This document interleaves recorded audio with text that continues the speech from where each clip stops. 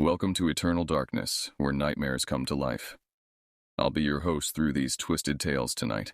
Before we descend into the shadows, remember to like and subscribe to join our growing community of horror enthusiasts. Get comfortable, turn down the lights, and prepare yourself as we begin our journey into the unknown. I was 11 when Kay handed me the porcelain doll, wrapped in tissue paper that crinkled like dead leaves. The party was winding down, cake crumbs scattered across our kitchen table, and most of my friends had already gone home. But Kay lingered, clutching this final present with an odd intensity that made my stomach flutter with unease. "My aunt gave this to me," she said, her voice barely above a whisper. "But I can't keep it. It watches me when I try to sleep." The doll was beautiful in the way only expensive things can be. Pristine white dress with intricate lace trim, real human hair styled in perfect ringlets, and those glass eyes that seemed to hold depth beyond their painted surfaces. When I lifted it from the wrapping, its weight surprised me. This wasn't some cheap plastic toy. This was crafted with care, meant to last generations. My grandmother inspected it with the practiced eye of someone who knew quality when she saw it. "This is genuine porcelain," she told me, running her weathered fingers along the doll's painted cheeks. "These cost hundreds of dollars. They're not meant for playing. They're collectibles, meant to be displayed and admired." That first night I placed the doll on my dresser, angling it so it faced my bed. The moonlight streaming through my bedroom window caught its glassy stare, creating an almost ethereal glow around its features. I remember lying there studying every detail, the tiny painted lips, the delicate eyebrows, the way its dress fell in perfect folds around its porcelain limbs. Something felt different about my room that night. The familiar creaks and settling sounds of our old house seemed amplified, more pronounced. Every shadow appeared deeper, every corner darker. When I finally drifted off, I dreamed of Victorian parlors and children who never aged, their laughter echoing through empty hallways lined with identical dolls. 3 years later, we moved to the old log cabin nestled in the woods about 20 miles from town.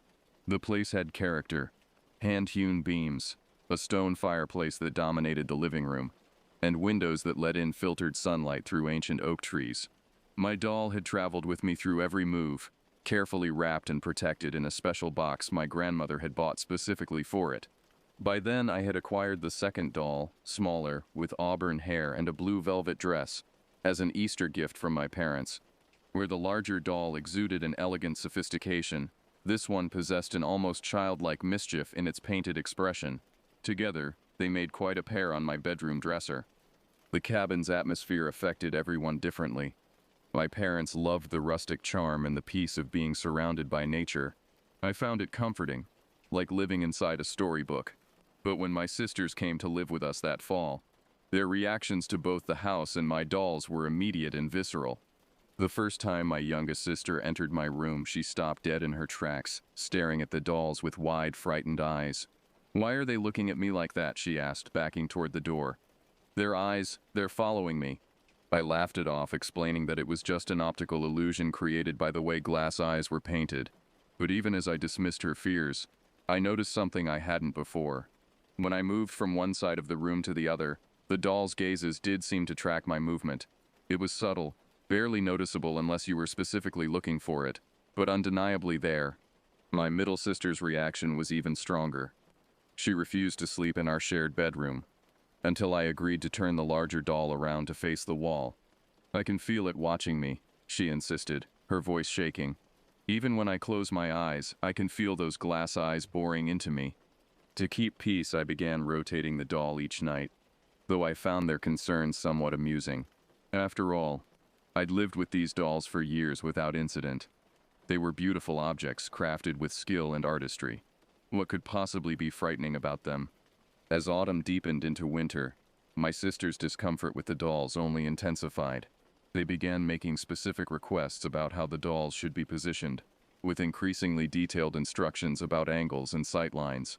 The larger doll wore a small velvet hat with a delicate brim, part of its original outfit, and my sisters discovered that pulling this hat down over the doll's eyes seemed to provide them with psychological relief. "Please," my youngest sister would plead every night before bed. "Just pull the hat down so it can't see us while we sleep." I obliged, finding their ritual both endearing and slightly ridiculous. Each evening, I would carefully adjust the tiny hat, pulling it forward until the doll's glass eyes were completely obscured. It became part of our bedtime routine, as regular as brushing teeth or saying prayers. But then strange things began happening. I would wake in the morning to find the hat mysteriously pushed back, the doll's eyes once again visible and seemingly alert. At first, I assumed I hadn't pulled it down far enough, or perhaps the hat had simply shifted during the night due to vibrations from people walking around the house. The third time it happened, I made sure to pull the hat down securely, even tucking the edges carefully around the doll's forehead. The next morning, not only was the hat pushed back, but it was positioned higher than it had ever been before, as if someone had deliberately lifted it to give the doll the best possible view of our bedroom. My sisters noticed immediately. They demanded I move the dolls out of our room entirely, but I refused. These were my possessions, gifts that meant something to me, and I wasn't going to banish them to some dusty closet because of what I still believed were irrational fears. Instead, I began paying closer attention. I started checking the hat's position multiple times throughout the night, getting up at various hours to ensure it remained pulled down. What I discovered made my skin prickle with unease. Without fail, sometime between midnight and dawn, that hat would be repositioned, always in the exact same way, pushed back just enough to fully expose the doll's eyes, angled slightly as if the doll were trying to get a better view of something specific. The summer I turned 16, I traveled to Florida to spend 2 months with my aunts. It was my first extended time away from home, and while I was excited about the beaches and warm weather, I felt oddly reluctant to leave my dolls behind. They had become such a constant presence in my life that their absence felt like leaving part of myself behind. Before departing, I carefully positioned both dolls according to my sister's specifications, facing my bed with the larger one's hat pulled down securely. I even placed them slightly further back on the dresser, thinking that might help my sisters feel more comfortable during my absence. The Florida summer passed in a blur of sun, sand, and family gatherings. My aunts kept me busy with beach trips, shopping excursions, and visits to local attractions. For weeks, I barely thought about the dolls or what might be happening back home. It wasn't until I received a frantic phone call from my youngest sister that the familiar chill of unease crept back into my thoughts. "You need to come home," she whispered into the phone, her voice tight with fear. "Something's wrong with your doll. It's moving around by itself." She described waking up one morning to find the larger doll sitting on the edge of my bed, hat pushed back, appearing to survey the room with those unblinking glass eyes. Both sisters swore they had placed it back on the dresser the night before, face down, hat secured. Yet there it sat, positioned as if it had been watching them sleep. The incidents escalated throughout the summer. My middle sister reported finding the doll in different locations each morning, sometimes on the windowsill, once sitting in my desk chair facing their beds. Another time discovered standing upright near the bedroom door as if it had been trying to leave the room. The most disturbing incident occurred just a week before my return. Both sisters had grown so unnerved by the doll's apparent movements that they decided to contain it more securely. They wrapped it in a blanket and placed it inside my closet, shutting the door firmly and even positioning a chair against it for good measure. The next morning they found the closet door standing open, the chair moved aside, and the doll sitting on my bed, unwrapped and positioned exactly as they had first found it. Hat back, eyes exposed, facing their beds with an expression that seemed almost triumphant. When I returned from Florida, tan and relaxed, I found both sisters pale and jumpy, reluctant to spend time in our bedroom during daylight hours, and absolutely refusing to sleep there after dark. They had moved into the living room, creating makeshift beds on the couch and floor, claiming they felt safer in the open space near our parents' room.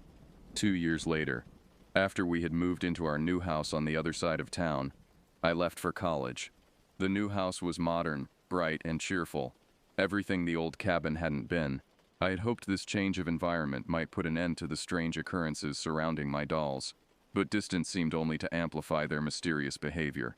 I had arranged my dolls on a wooden bookshelf near my bedroom door, positioned where they could overlook the entire room.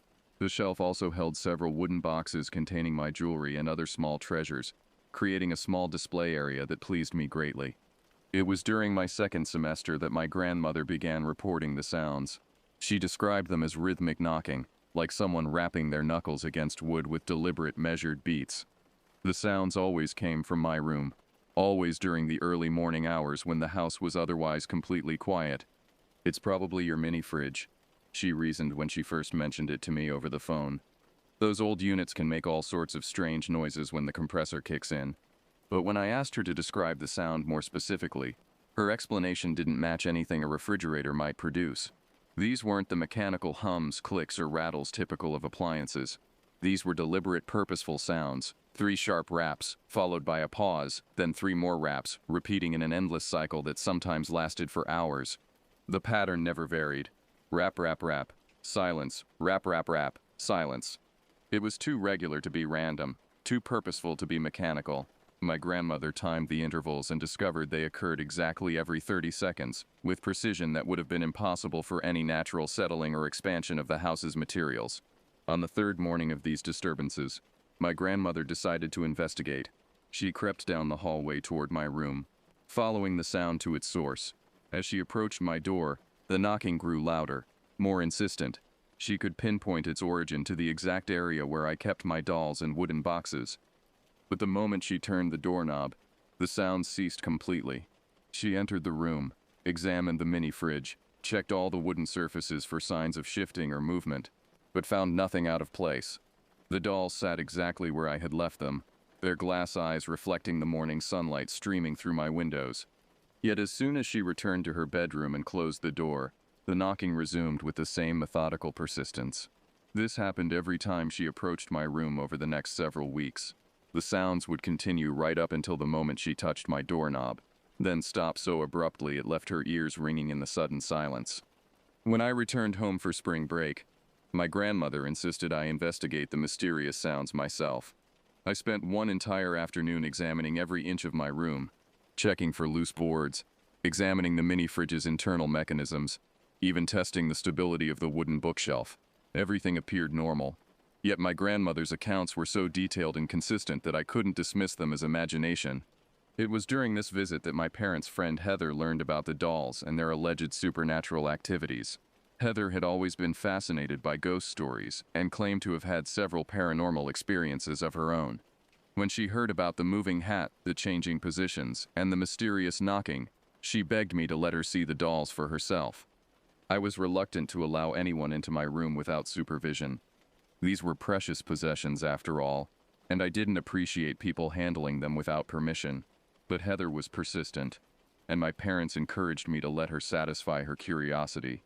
What I didn't know was that Heather had no intention of simply observing the dolls. While I was outside helping my father with yard work, she snuck into my room with her phone camera, determined to capture evidence of supernatural activity. She later described her experience in vivid, unsettling detail. The room had felt oppressive the moment she entered, as if the air itself had grown thick and resistant. The dolls sat on their shelf, the larger one positioned slightly forward, hat pulled back, eyes seeming to track her movement as she approached. Heather lifted her phone and focused on the larger doll's face, zooming in to capture the intricate details of its painted features. Through the phone's screen, she watched the doll's reflection, waiting for any sign of movement or anomaly. What happened next made her drop the phone and flee the room in terror. As she watched through the camera's display, the doll's eyes, which had been staring straight ahead, suddenly shifted to look directly at her. Not the subtle optical illusion that glass eyes sometimes create, but a definite, deliberate movement from one fixed point to another. She managed to take the photo at the exact moment the eyes moved, capturing what she swore was undeniable proof of supernatural activity. When she showed me the image later, I had to admit there was something unsettling about it.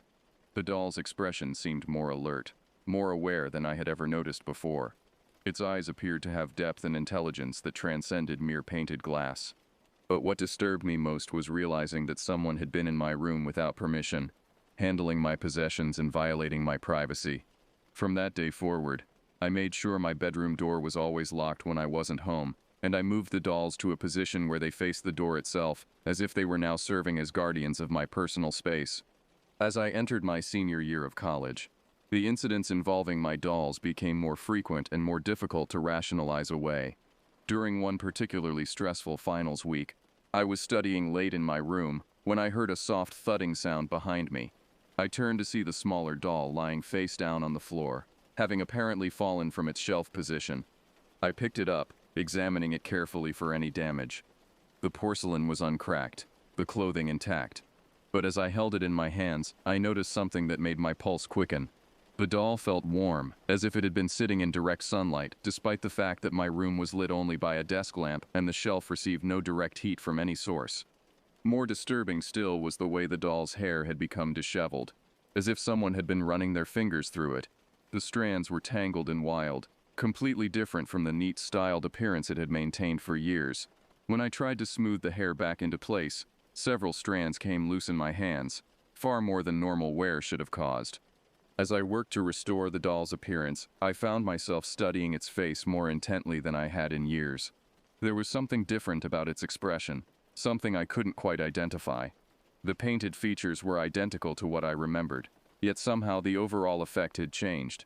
Where once the doll had appeared sweetly innocent, it now seemed to possess a knowing, almost calculating look. The temperature in my room began to fluctuate wildly during this period. I would wake up shivering despite having gone to sleep in comfortable warmth, or find myself sweating in what should have been cool conditions.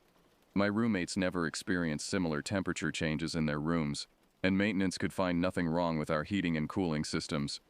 Most unsettling of all were the dreams that began occurring with increasing frequency. I would dream of being in vast, dimly lit rooms filled with hundreds of identical dolls, all arranged on shelves that stretched up beyond the reach of any light. In these dreams, I was always searching for something, though I never knew what. While the dolls watched my frantic movements with silent, patient attention, the dreams felt different from normal nighttime imaginings. They possessed a clarity and consistency that made them seem almost like memories rather than fantasy.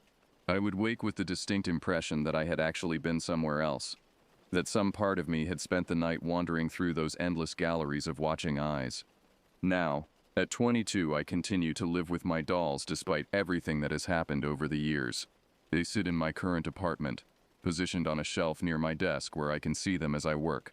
The larger one still wears its velvet hat, though I no longer bother pulling it down to cover its eyes. After more than a decade together, we seem to have reached an understanding of sorts. I've learned to recognize the signs of their activity, the subtle temperature changes, the way shadows seem to shift and dance around their shelf, the occasional sounds of movement when no one else is home. Rather than frightening me, these phenomena have become part of the rhythm of my daily life, like living with peculiar but ultimately harmless roommates. Just last week, as I was writing late into the night, I heard a soft scraping sound behind me. When I turned to look, I could have sworn I saw the smaller doll's position had shifted slightly, its body angled more toward my desk, as if it had been trying to see what I was working on. Instead of alarm, I felt an odd sense of companionship, as if my audience of two had simply been showing interest in my activities. My friends and family still react with varying degrees of unease when they see the dolls. Some refuse to stay in my apartment overnight, claiming the dolls make them uncomfortable. Others are fascinated and ask endless questions about the strange incidents I've experienced. A few have suggested I get rid of them entirely, arguing that no possessions are worth the stress and fear they seem to generate. But I can't imagine parting with them now. They've become an integral part of my identity, witnesses to my growth from childhood through young adulthood. Whatever intelligence or awareness they might possess, I believe it means me no harm.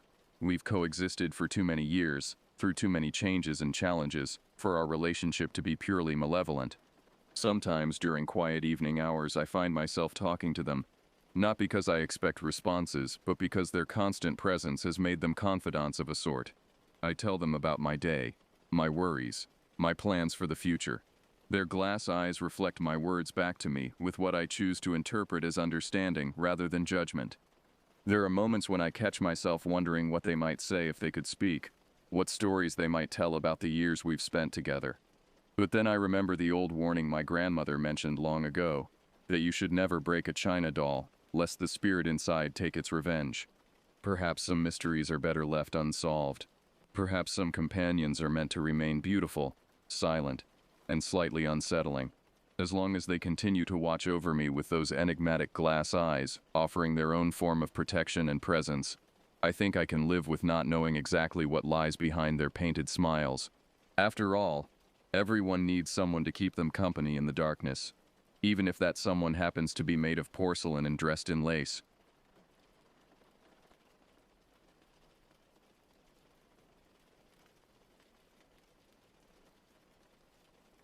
I used to think my parents' place was the epitome of ordinary. A cookie-cutter neighborhood at the base of some foothills, complete with a neat fence and a paved driveway. The kind of place where the biggest excitement was a neighbor's dog getting loose, or someone's sprinkler system malfunctioning. But everything shifted once I found that obscure path just off the canyon road. It's hidden behind a thin screen of trees, and the sign is either so faded or small that most people wouldn't notice it even if they were looking. The metal had rusted to the point where only fragments of letters remained visible. I stumbled across it thanks to a hunch and a friend's random tip about weird stuff happening up in those hills. On the day I decided to explore it with my buddy from the Lost Creek expeditions, that was the afternoon everything changed. We parked near the bend in the road and got out. The moment our feet touched the gravel, an oppressive weight seemed to settle over us. The chill in the air smelled like wet earth and leaf rot, which made sense because the entire slope was drenched in melting snow. But there was something else underneath, a sour organic smell that reminded me of meat left too long in the sun. The moment we stepped onto the gravel, two sharp cracks echoed through the trunks. My friend froze, his face draining of color as he glanced at me with a "did you do that" expression. I shook my head, feeling my throat constrict. The sound was definitely coming from deeper in the trees, although the idea of random branches snapping crossed my mind. I tried to laugh it off, but the sound came out hollow and forced. It was the first spark of suspicion that something, or someone, was aware we had arrived. The trail itself was a sloppy mess, coated with slush and fresh mud that seemed to grab at our boots with each step. Each footfall made an ugly squelching noise that shattered any semblance of silence, announcing our presence to whatever might be listening. The canopy overhead was so thick that most of the day's light got swallowed before it touched the ground. It was like entering a tunnel of shadows where the air itself seemed to thicken with each step forward. We picked our way along carefully, occasionally slipping on the treacherous surface. The temperature seemed to drop with every yard we climbed, and I noticed my breath was becoming visible in small puffs. We only made it a few hundred feet when another pair of cracks rang out, sharper than the ones by the car. This time they seemed closer, more deliberate. My friend threw me a nervous smile that didn't reach his eyes, and I tried to shrug like it was normal. On the inside, my heart was hammering against my ribs. The knocks felt deliberate, spaced just right, almost like signals or warnings. A cold sweat had started between my shoulder blades, and I found myself constantly glancing over my shoulder. We kept moving, telling each other we were just being paranoid. "Sure, it's a remote trail," my friend muttered, his voice barely above a whisper. "Sure, it looks spooky. Could be normal forest sounds, right?" But even as he said it, neither of us believed the words. The deeper we went, the heavier the atmosphere became, like someone had draped a wet blanket over everything. The trees seemed to press in closer with each step. Ancient pines with bark scarred by decades of weather loomed overhead, their branches intertwining to form a nearly impenetrable ceiling. Some of the trunks were so wide that 3 people holding hands couldn't encircle them. Their roots jutted from the earth at odd angles, creating natural barriers that forced us to navigate carefully around them. My friend pointed out how odd it was that we hadn't seen a single squirrel, bird, or even a random chipmunk. The absence of wildlife was unnatural, almost sterile. Usually mountain trails buzz with activity, rustling in the underbrush, bird calls, the scurry of small creatures. Here, nothing moved except us. Even the wind seemed reluctant to disturb the branches above. By this point, I was seriously wondering if we'd wandered into a section of woods that didn't appreciate visitors. The thought made me feel foolish, but I couldn't shake the sensation of being unwelcome. My skin crawled with the persistent feeling that unseen eyes were tracking our every movement. Eventually, we reached a point where the path leveled off, and we found a small clearing. It was probably the only spot along that stretch of trail where daylight actually made it through the branches. The sudden brightness was almost jarring after the perpetual twilight of the forest floor. In the center of the clearing, a ring of stones suggested someone had made campfires here before, though the ashes looked years old. My friend wanted to stop for a snack, so we hunkered down on an old fallen log that had been stripped bare by weather and time. The wood was soft with rot in places, and I could feel moisture seeping through my jeans. We were only half focused on the granola bars in our hands. My ears kept straining to catch even the faintest noise, but the silence was so complete it felt like being inside a vacuum. That's when a third set of knocks rattled the air from somewhere up the slope. This time they came in a pattern. 3 quick raps. A pause, then two more. I remember locking eyes with my friend, seeing my own terror reflected in his pale face. At that moment, there was no more kidding around. We both knew we weren't imagining it, and whatever was making those sounds was intelligent enough to vary the rhythm. Despite the growing tension, we decided to wrap up the snack break and head back. Neither of us openly admitted being uneasy, but the unspoken agreement hung between us like a shared secret. The walk down felt much faster than the hike up, though not fast enough. Every few steps, one of us would pause and listen, convinced we'd heard something moving in the trees beside us. The mud seemed even more treacherous on the descent. My friend slipped twice, windmilling his arms to keep from falling. The second time, he grabbed my shoulder to steady himself, and I could feel his hand shaking through my jacket. When we finally made it to the car, a weird sense of relief washed over me, so hard I actually paused to catch my breath before getting inside. As we drove away, my friend and I swapped a few hushed theories. Maybe a woodpecker, he suggested, but his voice lacked conviction. Maybe trees shifting in the wind, but neither of us believed it. Woodpeckers don't knock in patterns, and there hadn't been enough wind to move anything larger than a leaf. A knot of dread seemed lodged in my gut, insisting something else was going on. The feeling stayed with me for days. I'd be sitting in the living room at my folks' place, looking out at the ridges, and I'd feel this pull to go back. It was like an itch I couldn't scratch, a question that demanded an answer. Every time I closed my eyes, I could hear those deliberate knocks echoing in my memory. I tried to research the area online, searching for any mention of the trail or unusual activity in the region. Most of what I found were standard hiking websites and tourism pages, but buried deep in a local forum, I discovered a thread about strange occurrences in the canyon area. The posts were sparse and cryptic, with people mentioning unexplained sounds and feeling watched. One user claimed to have found structures that shouldn't be there, but provided no details. The forum posts only intensified my curiosity.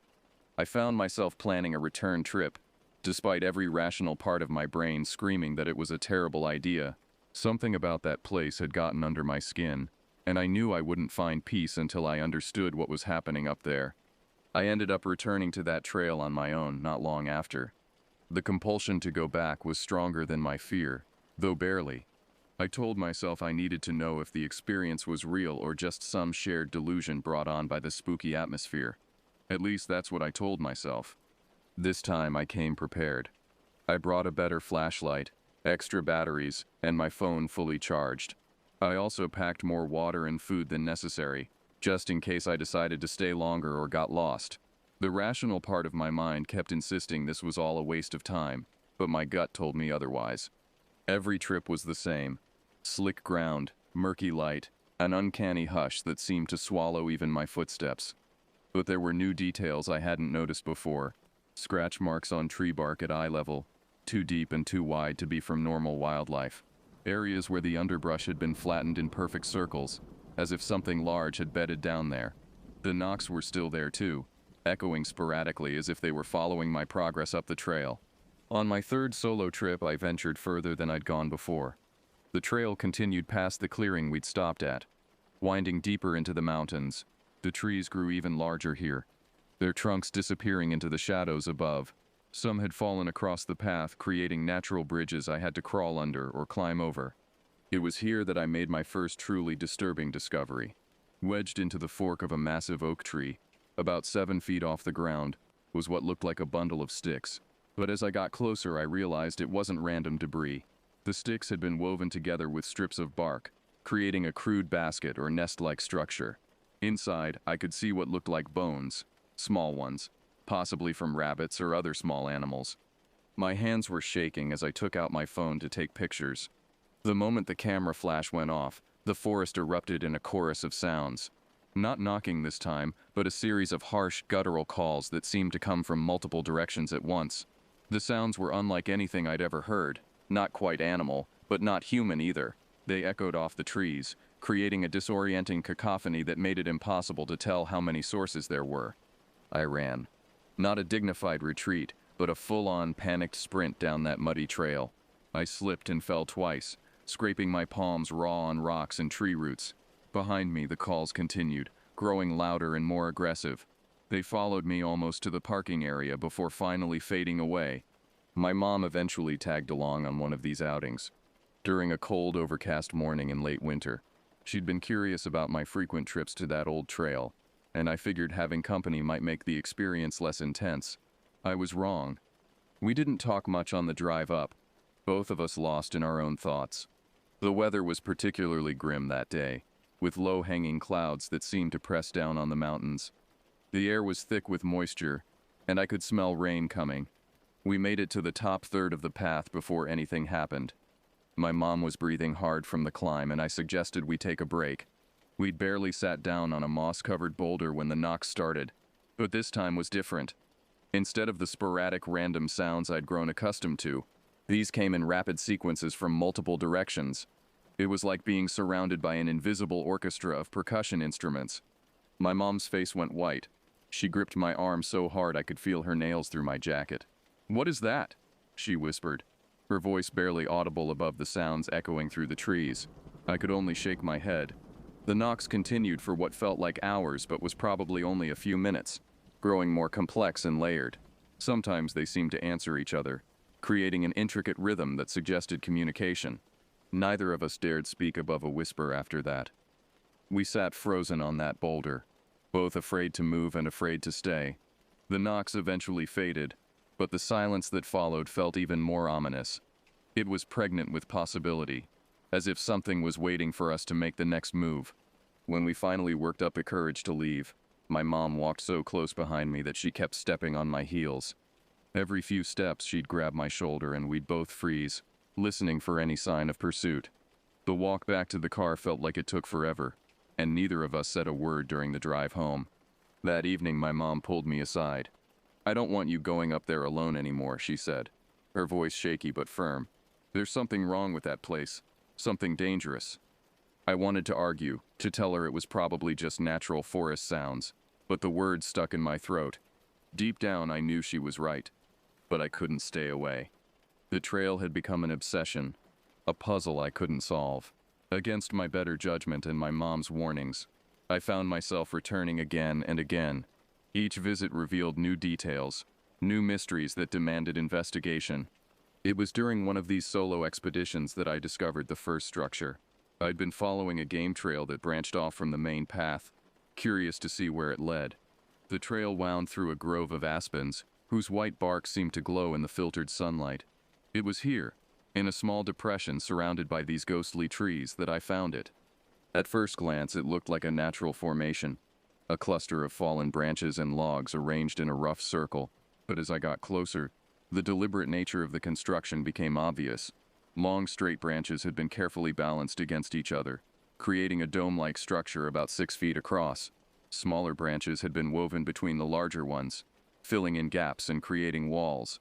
The whole thing was covered with sheets of bark that had been stripped from nearby trees and laid like shingles. The craftsmanship was impressive and deeply unsettling. This wasn't the random work of someone playing in the woods. It showed planning, skill, and purpose. More disturbing was its location, hidden away from the main trail, in a spot where casual hikers would never stumble across it. I circled the structure slowly, my camera ready but my finger hesitant over the shutter button. The last time I'd taken pictures up here, I'd triggered that terrifying chorus of calls. But my curiosity won out. I snapped several photos from different angles, documenting every detail I could see.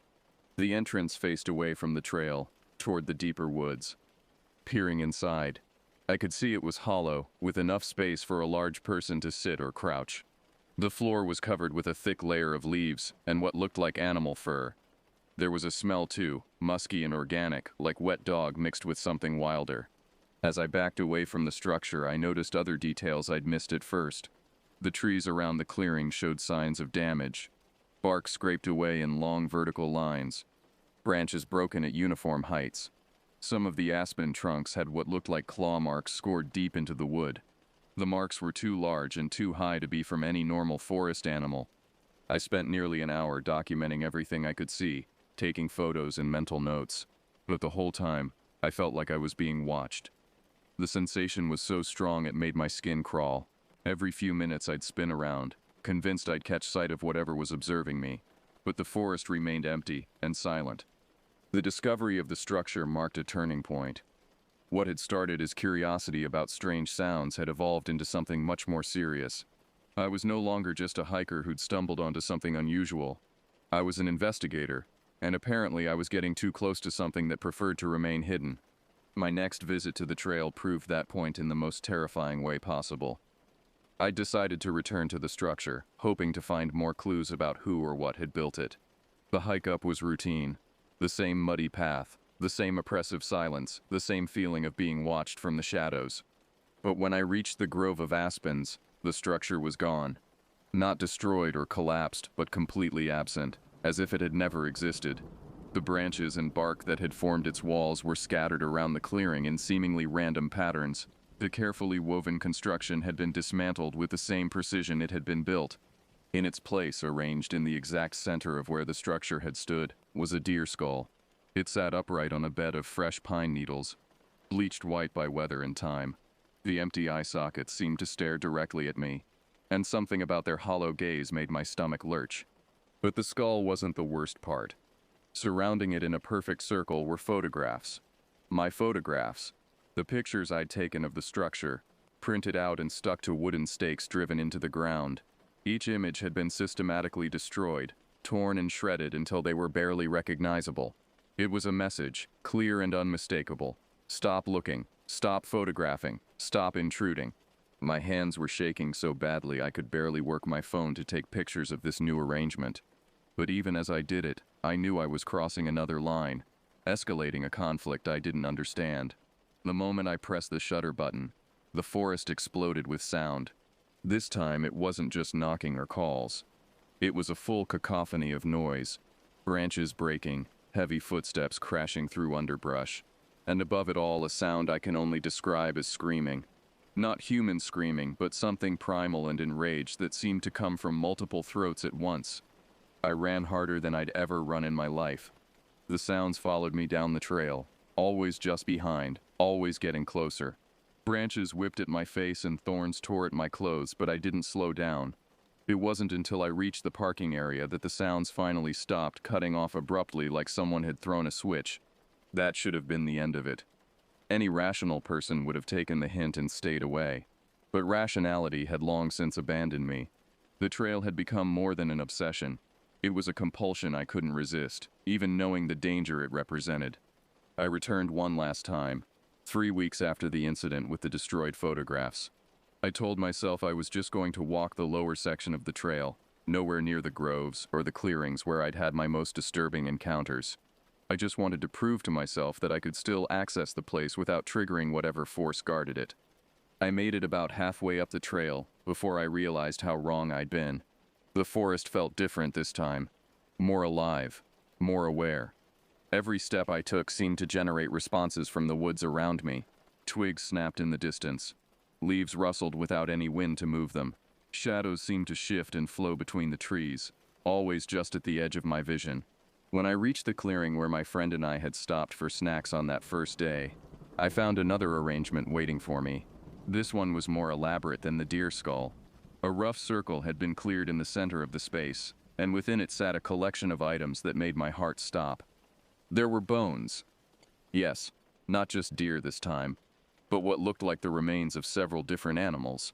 They'd been arranged in neat piles, sorted by type and size, but mixed in with the bones were pieces of fabric that I recognized.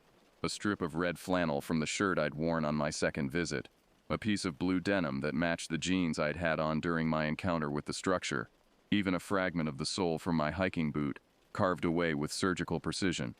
The message was clear. I had been watched, studied, cataloged during every visit. Whatever inhabited these woods knew me as well as I thought I knew it. The arrangement was a demonstration of power, a show of just how closely I'd been monitored without ever knowing it. But the most disturbing item in the collection wasn't bone or fabric. It was a photograph, not one I'd taken, but one that had been taken of me. The image showed me crouched beside the structure I'd discovered, camera in hand, completely unaware that I was being photographed in return.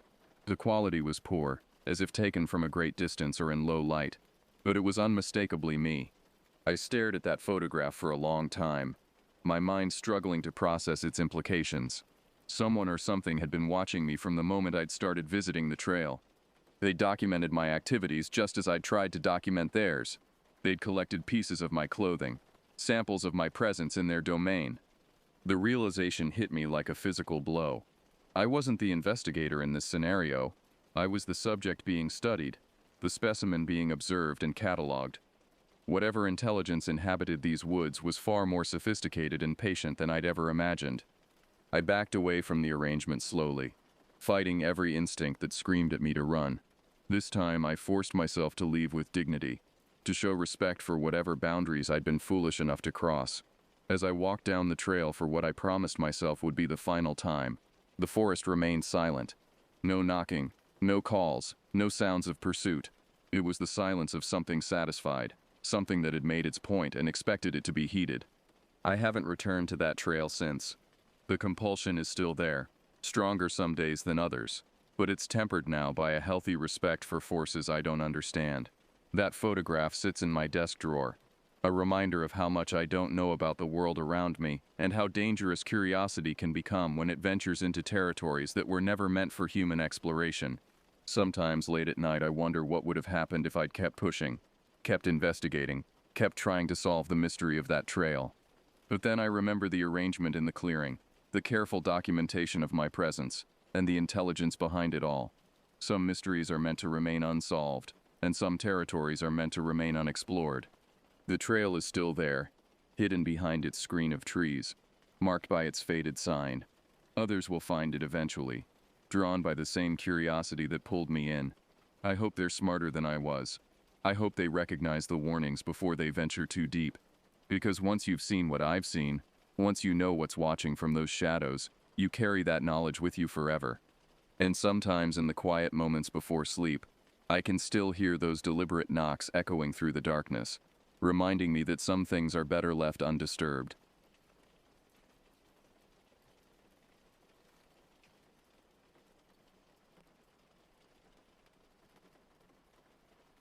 The foreclosure notice arrived on a Tuesday morning in October 2014, crisp and official, bearing the seal that would forever change my life. I stood in my empty kitchen, holding that piece of paper with trembling hands, watching the last remnants of my former existence crumble around me. The house that Jennifer and I had called home for 12 years was no longer mine. 2 years had passed since the cancer took her. 2 years of stumbling through each day like a ghost haunting my own life. The medical bills had drained our savings first. Then came the funeral expenses. And finally the depression that cost me my job at the insurance firm. I'd worked there for 15 years, but grief makes you unreliable, makes you forget important meetings and miss deadlines. They were understanding at first, offering condolences and time off, but patience has its limits in the corporate world. When the last box was loaded into my rusted pickup truck, I called my old college roommate Vincent, who'd moved to Arkansas decades ago. He owned property out in the Ozarks, a hunting cabin that had belonged to his grandfather. It's not much, he warned me over the phone, his voice crackling through poor reception, but it'll keep the rain off your head while you figure things out. Rent it for whatever you can manage. The drive to Arkansas took 8 hours, winding through mountains that grew more isolated with each mile. The October air bit at my skin through the truck's failing heater, and by the time I reached the gravel road that would become my new address, darkness had settled over the landscape like a heavy blanket. My headlights carved a weak path through the pressing wilderness, illuminating twisted branches that seemed to reach for the truck with gnarled fingers. The cabin materialized from the gloom like something from a nightmare. It was smaller than I'd imagined, with a sagging roof and windows that reflected my headlights like dead eyes. The porch tilted at an alarming angle, supported by posts that had seen better decades. Paint peeled from the siding in long, curling strips, and the front steps groaned ominously under my weight. Inside, the musty smell of abandonment filled my nostrils. Dust motes danced in the beam of my flashlight, and every floorboard announced my presence with sharp creaks and groans. The furniture was sparse and ancient, a moth-eaten couch, a wooden table scarred by years of use, and a bed that sagged so deeply it resembled a hammock. The kitchen consisted of a propane stove, a rattling refrigerator from the 1980s, and a sink that dripped with metronomic persistence. But it was mine, at least temporarily, and after months of uncertainty, even this decrepit shelter felt like salvation. I unloaded my belongings by flashlight, the darkness beyond the porch seeming to press against the feeble illumination like a living thing. The silence was absolute, broken only by the settling of old wood and the distant hoot of an owl. That first night, exhaustion overcame my apprehension about the unfamiliar surroundings. I collapsed onto the sagging mattress fully clothed and fell into a dreamless void, too tired to notice the scratching sounds that came from somewhere beneath the cabin as the hours crept toward dawn. My first week in the cabin passed in a haze of adjustment and desperate job hunting. Each morning, I would drive the winding mountain road to the public library in Hartwell, a sleepy town 45 minutes away, where I could access the internet and send out resumes. The librarian, a kindly woman named Patricia, took pity on me and allowed me to use their facilities for hours at a time. The routine became my lifeline. Wake at dawn, drive to town, spend the day applying for jobs that seemed increasingly unlikely to materialize, then return to the cabin as the sun painted the mountains in shades of amber and crimson. The isolation was profound, but I told myself it was temporary, just until I could rebuild my shattered life. It was during my second week that I first noticed the disturbances. I'd been sitting on the tilted porch, nursing a cup of instant coffee and watching the sun disappear behind the tree line, when I heard something moving in the underbrush. At first I assumed it was a deer or perhaps a raccoon. The woods were alive with wildlife, and I'd grown accustomed to the rustling and occasional glimpse of creatures moving through the shadows. But this sound was different. Heavier, more deliberate. The footsteps, if they could be called that, moved with a strange rhythm. Not the quick, light steps of a deer, nor the shuffling gait of a bear. These steps seemed almost measured, like something was carefully placing each foot, testing the ground before committing its weight. The sound circled the cabin at a distance, staying just beyond the reach of my vision in the gathering dusk. I called out, "Hello? Is someone there?" My voice sounded thin and uncertain in the vast wilderness. The footsteps stopped immediately, and for a long moment the forest held an unnatural quiet. Then I heard something else, a sound that made the hair on my arms stand upright. It was a snuffling, wet noise, like an animal with a blocked nasal passage trying to breathe. But there was something almost human about it, an intelligence that seemed to be processing my presence. When I grabbed my flashlight and swept its beam across the tree line, I saw nothing but twisted bark and autumn leaves. The snuffling stopped as soon as the light hit the area, leaving me staring into empty darkness. I stood there for several minutes, straining my ears, but heard only the normal sounds of night: crickets, the distant call of a screech owl, and the whisper of wind through dying leaves. Back inside, I tried to rationalize what I'd experienced. The mountains were home to black bears, and it wasn't uncommon for them to investigate human habitations, especially in the fall when they were preparing for winter. The explanation satisfied my rational mind, but something deeper, more primitive, remained unsettled. The next morning brought the first physical evidence that my nocturnal visitor was real. As I stepped onto the porch with my morning coffee, I nearly dropped the mug. There, pressed deep into the muddy earth beside the steps, was a print unlike anything I'd ever seen. It was large, nearly the size of a dinner plate, and vaguely resembled a human footprint, but wrong in every crucial detail. The toes were too long, ending in what appeared to be claw marks in the soft earth. The arch was unnaturally high, and there were what looked like remnants of webbing between the digits. Most disturbing was the depth of the impression. Whatever had made this print was heavy, much heavier than any human. I knelt beside the print, my hands shaking as I held a ruler against it for scale.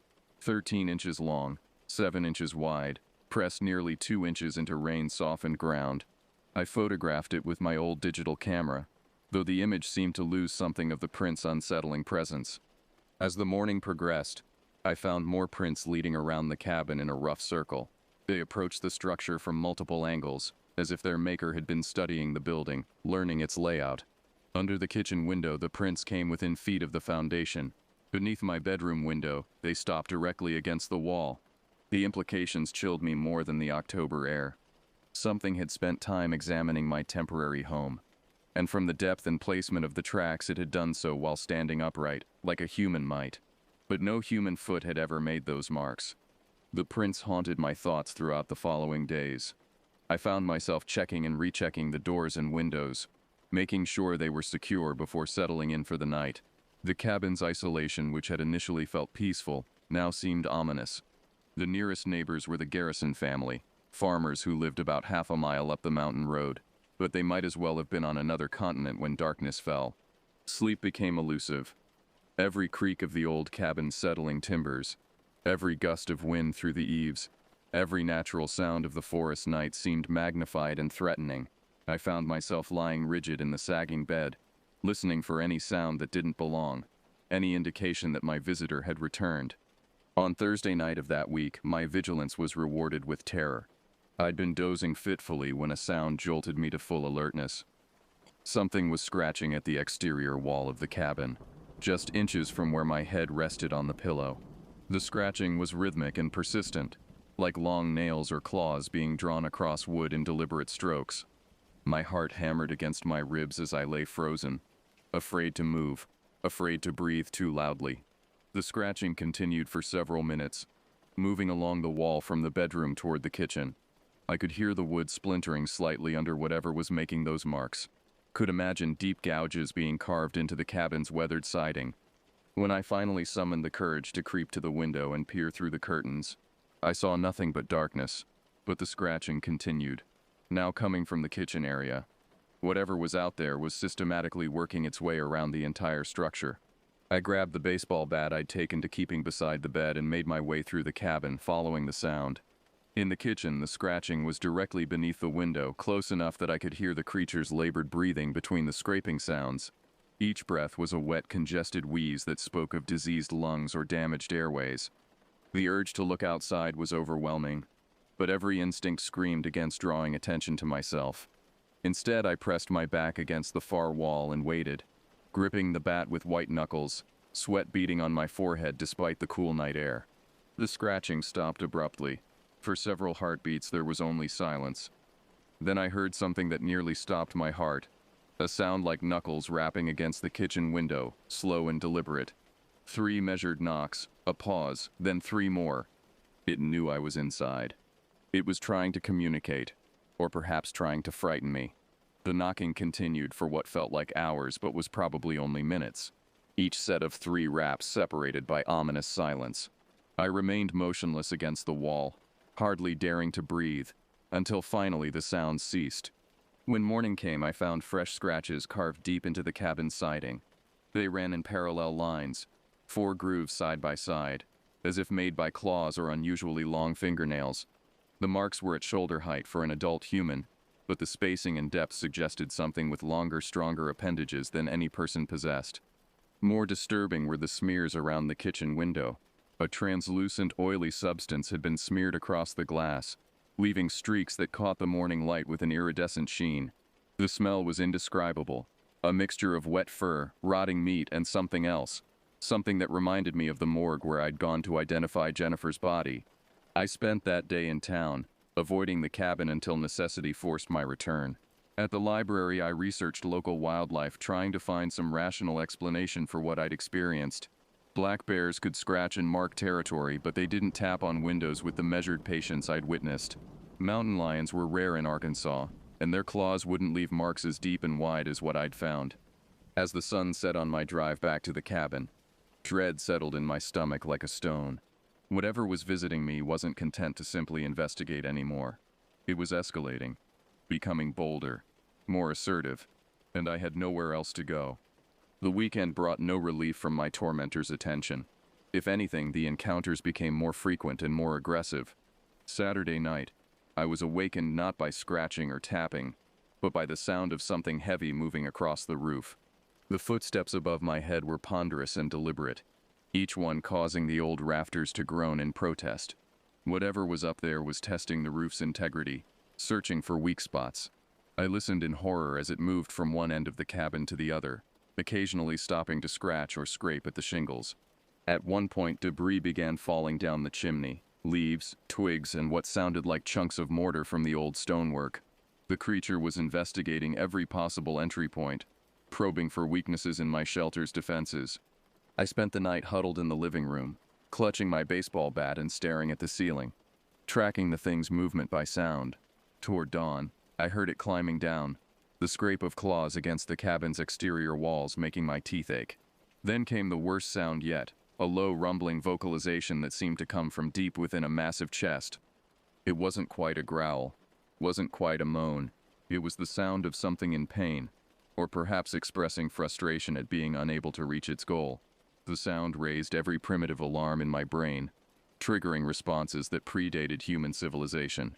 This was the sound of a predator, and I was trapped in a flimsy shelter that suddenly felt as insubstantial as paper. Sunday morning revealed new evidence of the night's activities.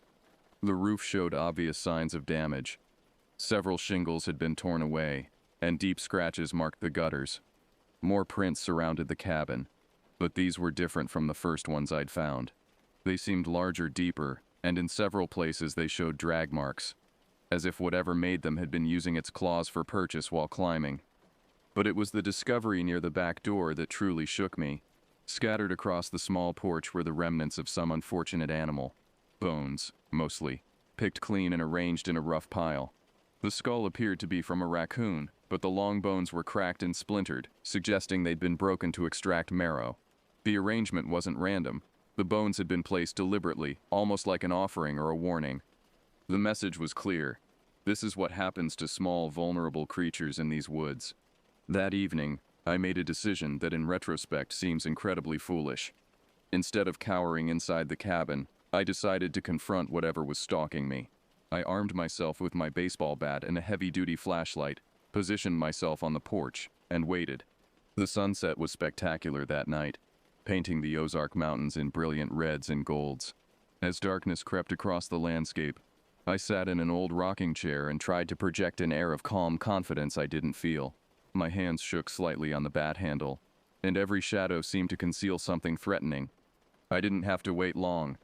The first sign was the familiar sound of heavy footsteps in the underbrush. But tonight they were closer, more deliberate. Whatever was out there wasn't bothering with stealth anymore. The footsteps approached the clearing where the cabin sat, and I caught my first clear glimpse of my tormentor. It emerged from between two large oak trees about 30 yards away, and my breath caught in my throat. In the fading light, it appeared to be roughly humanoid in shape but wrong in every detail. It was tall, taller than any man I'd ever seen, with proportions that seemed designed by a madman. The torso was barrel-shaped and covered in patchy, diseased-looking fur. The arms hung too long, ending in hands that seemed more like talons. But it was the head that nearly made me drop my flashlight. The skull was elongated, almost lupine, but the snout was shorter and broader, like a pig's. Ears that might have once been pointed now hung in tattered strips, as if they'd been damaged by disease or violence. But the eyes, God help me, the eyes were almost human. They reflected the last rays of sunlight with an intelligence that was undeniably aware, undeniably malevolent. We stared at each other across the clearing for what felt like an eternity. I gripped my bat tighter and tried to keep my breathing steady, knowing that any sign of weakness might trigger an attack. The creature's chest rose and fell with labored breathing, and I could hear that wet, congested wheeze even from 30 yards away. Then it opened its mouth, revealing teeth that belonged in no earthly creature's skull. They were too large, too sharp, arranged in rows like a shark's. When it spoke, and God help me, it did speak, the voice was like gravel being ground in a cement mixer. "Hungry," it said, and the single word carried across the clearing with perfect clarity. So, hungry. My grip on reality wavered. This couldn't be happening. Deceased animals didn't speak. They didn't arrange bones in deliberate patterns or test the structural integrity of human dwellings. But the evidence of my senses couldn't be denied. The creature took a step closer, then another. Its gait was wrong, like someone learning to walk on legs that didn't quite fit. But it was definitely moving toward me, and I had nowhere to run. Terror has a way of clarifying the mind, and as the creature approached, survival instinct overrode shock. I stood slowly from the rocking chair, keeping the baseball bat ready and the flashlight trained on the thing stalking toward me. The beam seemed to cause it discomfort. It raised one malformed hand to shield its eyes and let out a sound of irritation. "Stay back," I shouted, surprised by the strength in my own voice.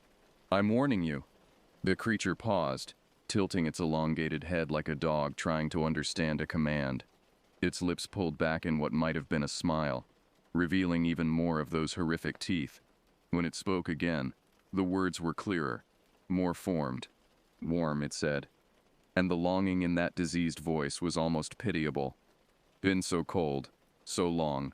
Despite my terror, I found myself backing toward the cabin door. The creature matched my movement, maintaining the distance between us but clearly unwilling to let me escape. As my hand found the door handle behind me, I made a crucial mistake. I let the flashlight beam waver. The moment the light left its face, the creature moved with horrifying speed. What had seemed like a shambling, diseased thing transformed into something swift and predatory. It covered half the distance between us in seconds, its movements fluid despite the apparent wrongness of its anatomy.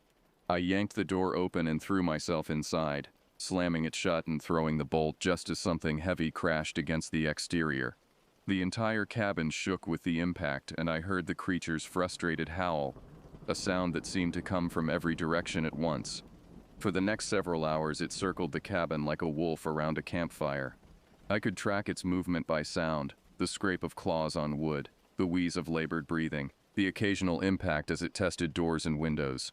At one point, it began speaking again, its voice circling the cabin as it moved. "Please," it said, the word distorted by whatever disease had ravaged its throat. "Just warm. Just for a while." The pleading tone was almost worse than the threats had been. There was something genuinely pathetic about the creature's loneliness. Something that spoke to the human part of me that wanted to help suffering beings. But every rational instinct screamed against opening that door. As dawn approached, the sounds gradually faded. When I finally summoned the courage to look outside, the creature was gone, leaving only the now familiar prints and a new arrangement of bones. This time what appeared to be the skeleton of a small deer, positioned directly in front of my door like a grotesque doormat. That morning, I drove to Hartwell with a purpose beyond job hunting. I needed answers, and I suspected I wouldn't find them in any biology textbook. The town library had a local history section, and if there were stories about creatures like the one stalking me, that's where they'd be recorded. Patricia, the librarian, seemed surprised by my interest in local folklore, but she helped me locate boxes of old newspapers, town records, and collections of regional stories. I spent the entire day reading, searching for any mention of unusual creatures or unexplained disappearances in the Ozark region. What I found chilled me to the bone. The stories went back over a century, scattered through various sources but remarkably consistent in their details. The earliest account I could find was from 1887, a newspaper report about a wild man that had been seen near the town of Cedar Falls, about 20 miles from where I was staying. The description matched what I'd seen: tall, covered in patchy fur, with an elongated skull and diseased appearance. But it was the pattern that truly frightened me.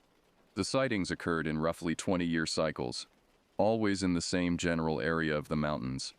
Each cycle began with reports of strange sounds and disturbed livestock, escalated to direct encounters with the creature, and inevitably ended with disappearances.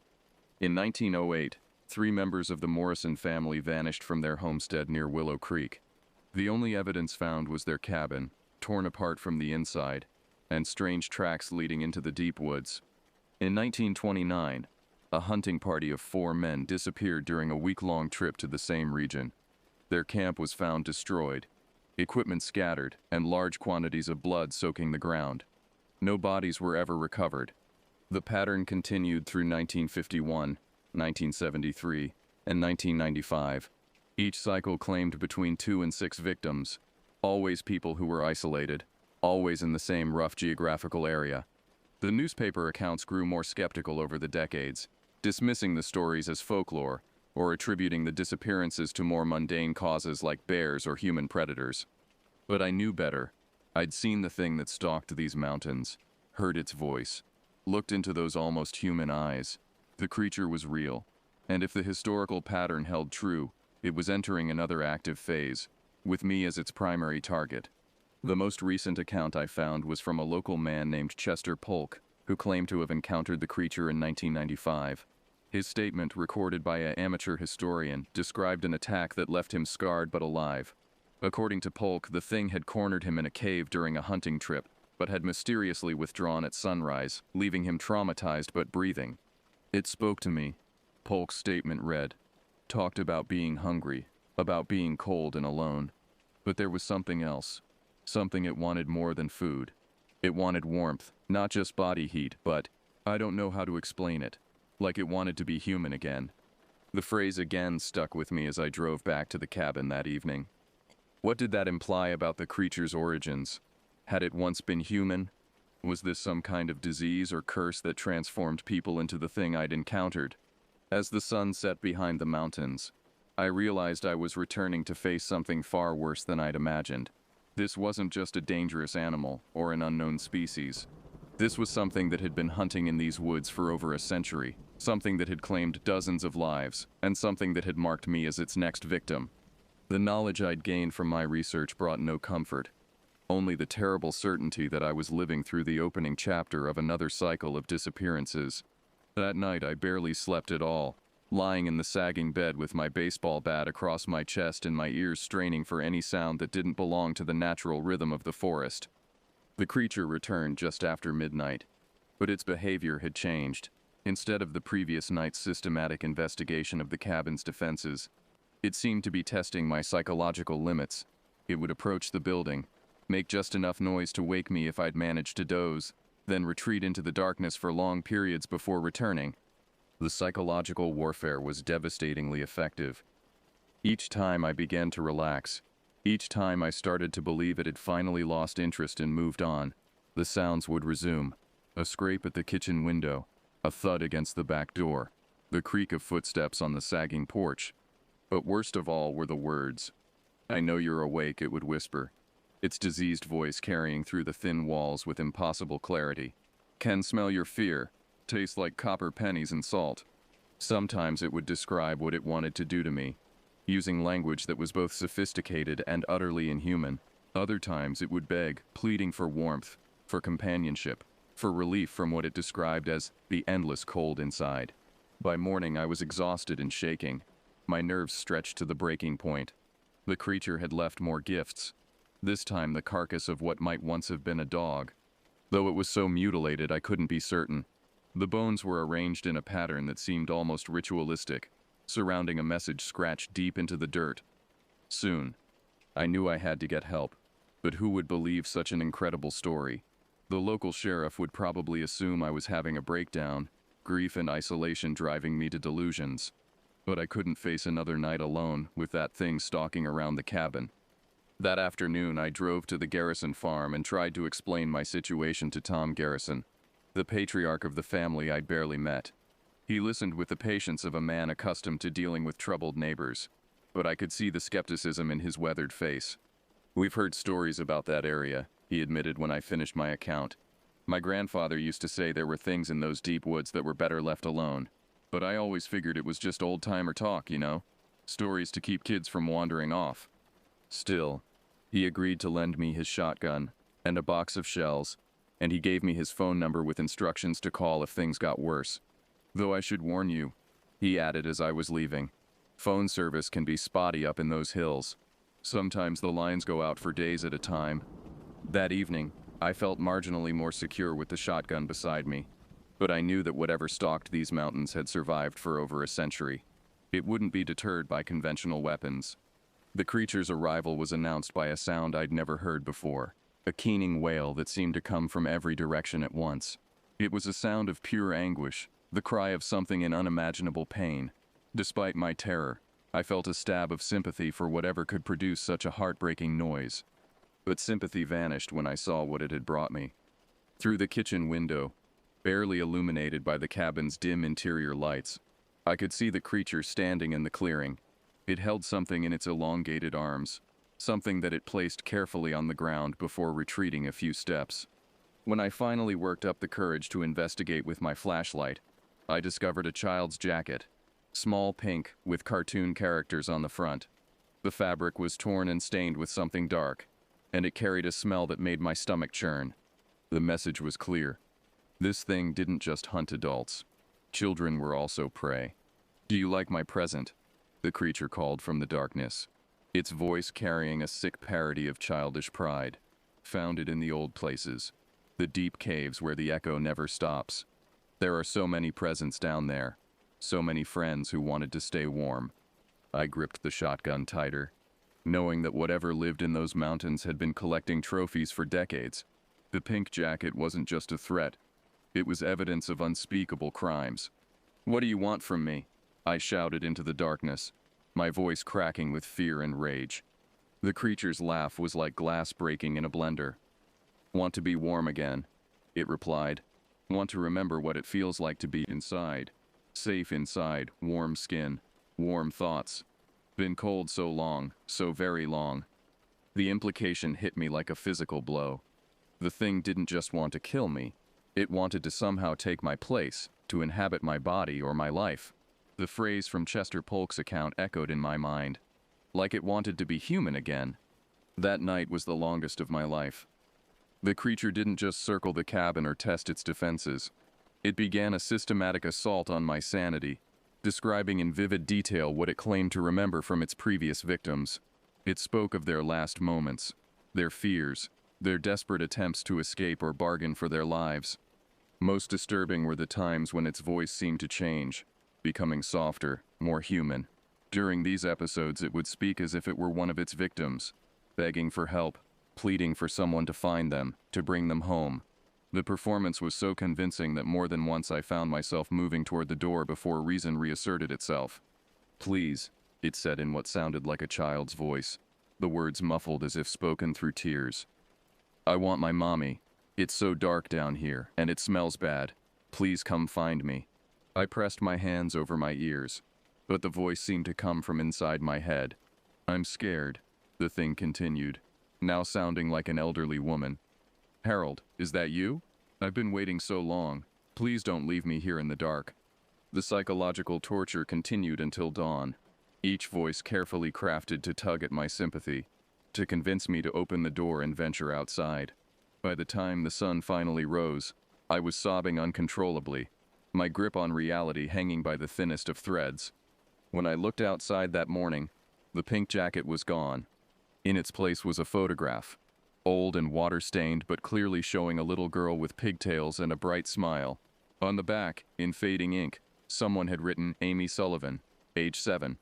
I recognized the name from my research the previous day. Amy Sullivan had disappeared in 1995, the same year Chester Polk claimed to have encountered the creature. She'd been playing in her backyard when she vanished, leaving behind only footprints that led into the woods and were never seen again. The thing that stalked me wasn't just a predator. It was a collector of lives, of identities, of human experiences, and it had decided that I would be its next acquisition. By my third week in the cabin, I was barely functional. The nightly harassment had taken its toll, leaving me exhausted, paranoid, and increasingly disconnected from reality. I'd lost weight, my hands shook constantly, and I found myself talking to Jennifer as if she were still alive, begging her to tell me what to do. The creature seemed to sense my weakening mental state and grew bolder. During the day, when I'd previously felt safe, I began catching glimpses of it moving through the trees around the cabin. It no longer bothered to hide, standing in plain sight and watching me with those almost human eyes that held far too much intelligence. I'd tried calling Tom Garrison several times, but as he'd warned, the phone service was unreliable. When I did manage to get a connection, I could hear the doubt in his voice as I described the escalating situation. He promised to check on me when he could, but harvest season kept him busy from dawn to dusk. On Tuesday of that third week, I made a decision that probably saved my life. I would document everything. If the creature finally succeeded in taking me, at least there would be a record of what had happened. I spent the day writing down every detail I could remember, describing the creature's appearance, its behavior, and its increasingly sophisticated psychological tactics. As I wrote, certain patterns became clear. The creature was most active during the new moon, when the darkness was absolute. It seemed to be weakened by bright light, avoiding my flashlight beam and retreating at sunrise. Most importantly, it appeared to be bound to a specific territory. All the historical disappearances had occurred within a 5-mile radius of my current location. That information gave me an idea, desperate and dangerous though it was. That evening, as the sun set on what I sensed would be our final confrontation, I prepared for war. I gathered every light source I could find, flashlights, battery-powered lanterns, even candles and matches. I loaded the shotgun with double-aught buckshot and placed additional shells within easy reach. Then I did something that went against every survival instinct. I opened the cabin door and stepped onto the porch. I know you're out there, I called into the gathering darkness. I'm tired of playing games. If you want me, come and take me. The response was immediate. The creature's keening wail rose from multiple directions at once, as if it were surrounding me with its voice. But this time I didn't retreat. I stood my ground on the tilted porch and waited. It emerged from the tree line like something from humanity's darkest nightmares. But in the glow of my assembled lights, I could see it more clearly than ever before. The patchy fur was actually human hair, grown long and wild, clumped with filth and blood. The elongated skull wasn't natural. It had been stretched and distorted by some unimaginable process, the bones malformed and grotesque. But it was the realization about its clothing that nearly broke my mind. The creature wore the tattered remains of what had once been human garments. A child's dress here, a man's shirt there, a woman's jewelry draped around its neck like trophies. These weren't just decorations. They were the remnants of its victims, worn like a patchwork skin of stolen identities. Finally, it said, its voice a horrible mixture of joy and hunger. No more games. No more waiting. Time to be warm. It began walking toward me, and I raised the shotgun. Stay back, I warned, though my voice shook with terror. I'll shoot. The creature's laugh was like breaking bones. Bullets won't stop the hunger, it said. Nothing stops the hunger. Been hungry for so long, so very long. When it reached the edge of my light's effective range, about 10 yards from the porch, something remarkable happened. The creature stopped, seeming unable or unwilling to come closer. It paced back and forth at the boundary between light and shadow, its movements becoming increasingly agitated. Come to me, it pleaded, its voice shifting between different tones and inflections. The voices of its victims, I realized. Just step into the dark, just for a moment. It won't hurt long. But I held my position, keeping the lights between us. For nearly an hour we faced each other across that luminous barrier, predator and prey locked in a battle of wills. The creature tried every psychological weapon in its arsenal. Threats, pleas, impersonations of loved ones, promises of relief from pain. Then, as the night deepened and my flashlight batteries began to weaken, the creature made its final gambit. It began to change, its shape shifting in the dim light like something from a fever dream. For a moment it looked like Jennifer, my dead wife, reaching out to me with tears streaming down her face. Please, it said in her voice, perfect in every detail. I've been waiting for you. Don't you want to be with me again? Don't you want the pain to stop? The temptation was overwhelming. After 2 years of grief, of struggling to survive without her, the promise of reunion was almost irresistible. I took a step forward, then another, drawn by that beloved voice calling my name. But as I reached the edge of the light, I saw the truth. The creature's eyes remained the same, alien, hungry, utterly inhuman. This wasn't Jennifer. This was the thing that had murdered children, that had terrorized these mountains for over a century, that wore the remnants of its victims like a grotesque costume. I raised the shotgun and pulled the trigger. The blast lit up the clearing like lightning, and the creature's shriek of pain and rage was deafening. But incredibly, it wasn't down. The shotgun blast had torn through its left shoulder, spinning it around and sending it staggering, but it was far from finished. Now you've made me angry, it snarled, its voice dropping to a register that seemed to vibrate in my bones. No more games. No more pretending to be nice. It charged, moving with that horrific speed I'd witnessed before. I fired again, this shot catching it in the chest, but momentum carried it forward. We collided on the porch steps, the creature's weight and fury carrying us both to the ground. Up close, the stench was overwhelming. Rotting meat, diseased flesh, and underneath it all, the sweet, sick smell of decay. Its claws raked across my chest, tearing through my shirt and drawing blood. But as we grappled, I noticed something crucial. The creature's movements were becoming sluggish, its breathing more labored than usual. The shotgun blasts had done more damage than I'd initially realized. Dark fluid leaked from its wounds, steaming in the cool night air. Whatever this thing was, it could be hurt, could be killed. With desperate strength, I managed to break free and scramble back toward the cabin. The creature tried to follow, but its movements were becoming increasingly unsteady. It made it to the porch before collapsing, its breathing shallow and rapid. Cold, it whispered. And for the first time its voice carried no threat, only a vast and terrible sadness. So cold, always cold. I stood over it, the shotgun trained on its head, waiting for some final trick or last desperate attack. But the creature was dying, its stolen century of terror finally coming to an end. "What are you?" I asked, though I wasn't sure if it could still understand. Its eyes focused on me with great effort. Was human, it wheezed. Long time ago. So long. Disease changed me, made me hungry. So hungry for warmth. For life. The explanation hit me like a revelation. This wasn't some supernatural monster or unknown species.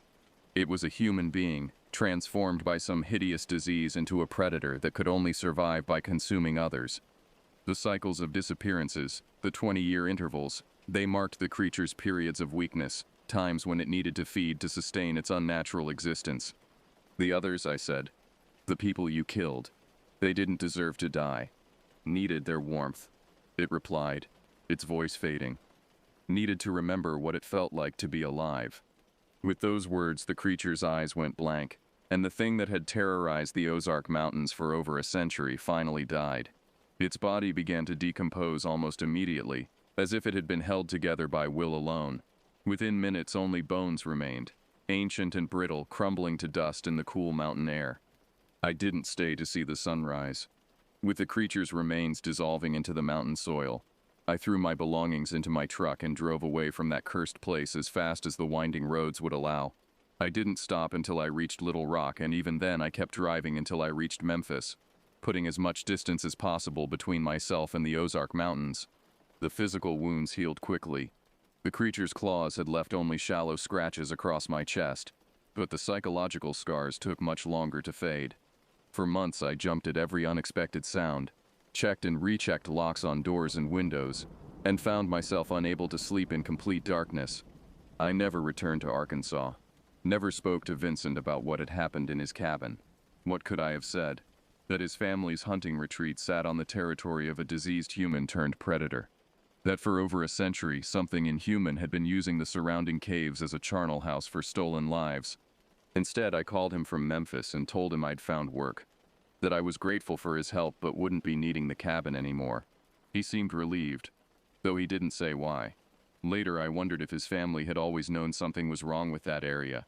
If the low rent had been less about friendship and more about finding someone desperate enough to serve as an unknowing guardian.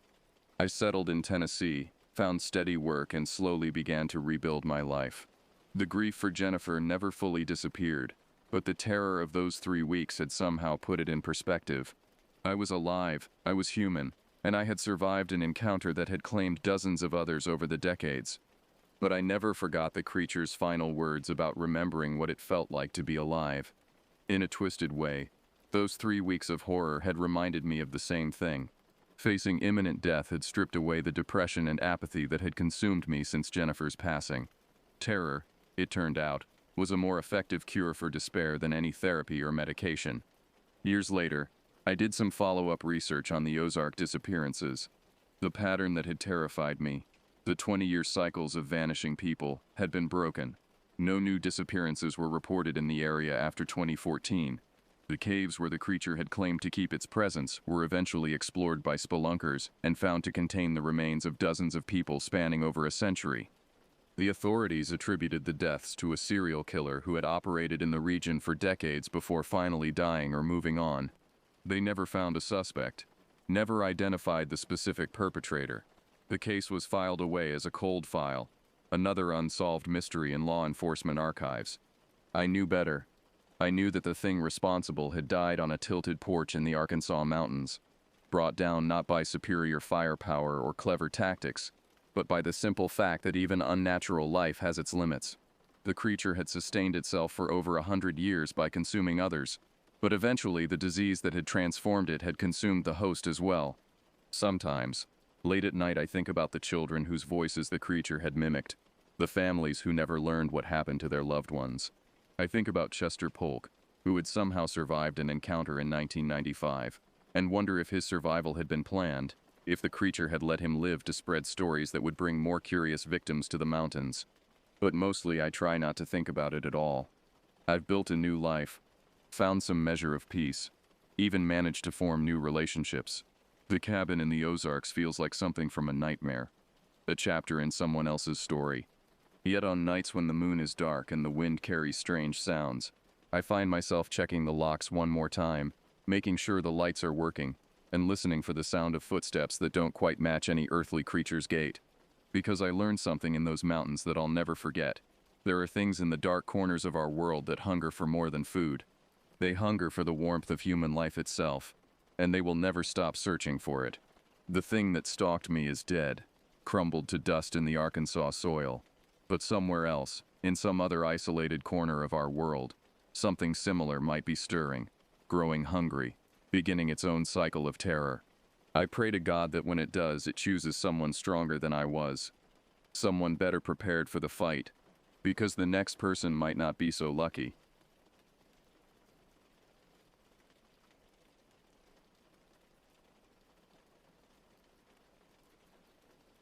It was September 21st, 1997, when my life changed forever. I'm Ellis, and if I wasn't such a stubborn old mule, I wouldn't have this story to tell. But I do, and it's a tale that still haunts me to this day. I had decided to rent a small cabin tucked along Lake of the Ozarks in Missouri for a month. The plan was simple: do some fishing, enjoy the quiet, and maybe finish that novel I'd been putting off for years. Little did I know that this peaceful retreat would turn into a nightmare that would follow me for the rest of my life. The first few days were uneventful. I set up my fishing gear, stocked the cooler with beer, and settled into a comfortable routine. The tranquility of the lake was a welcome change from the bustling streets of St. Louis where I'd been living for the past decade. My ex-wife always said I had a knack for finding trouble, but out here, surrounded by nature, what could possibly go wrong? As it turns out, everything. It was on the fourth night that I first noticed something was off. The sun was setting, painting the sky in vibrant oranges and pinks, when I felt an inexplicable urge to check the perimeter of the property. Call it instinct or paranoia, but something didn't feel right. I grabbed my flashlight and began to circle the cabin. The woods seemed darker than usual, the shadows deeper and more menacing. As I rounded the back of the property, my light caught something that made my blood run cold. Tracks. But not just any tracks. These were large, like dog prints, but wrong. The claws were too long, the shape of the pad different from any animal I'd ever encountered, and I'd seen my fair share of wildlife over the years. I tried to rationalize it. Maybe it was a deformed coyote or a particularly large wolf. But deep down, I knew I was lying to myself. Whatever made these tracks wasn't natural. That night I tossed and turned, unable to shake the feeling of being watched. The cabin suddenly felt too exposed, its thin walls offering little protection against whatever might be lurking in the darkness. At 2 a.m. I jolted awake, drenched in a cold sweat. Something was moving outside. The sound was faint at first, barely audible over the gentle lapping of the lake against the shore, but it grew closer, more distinct.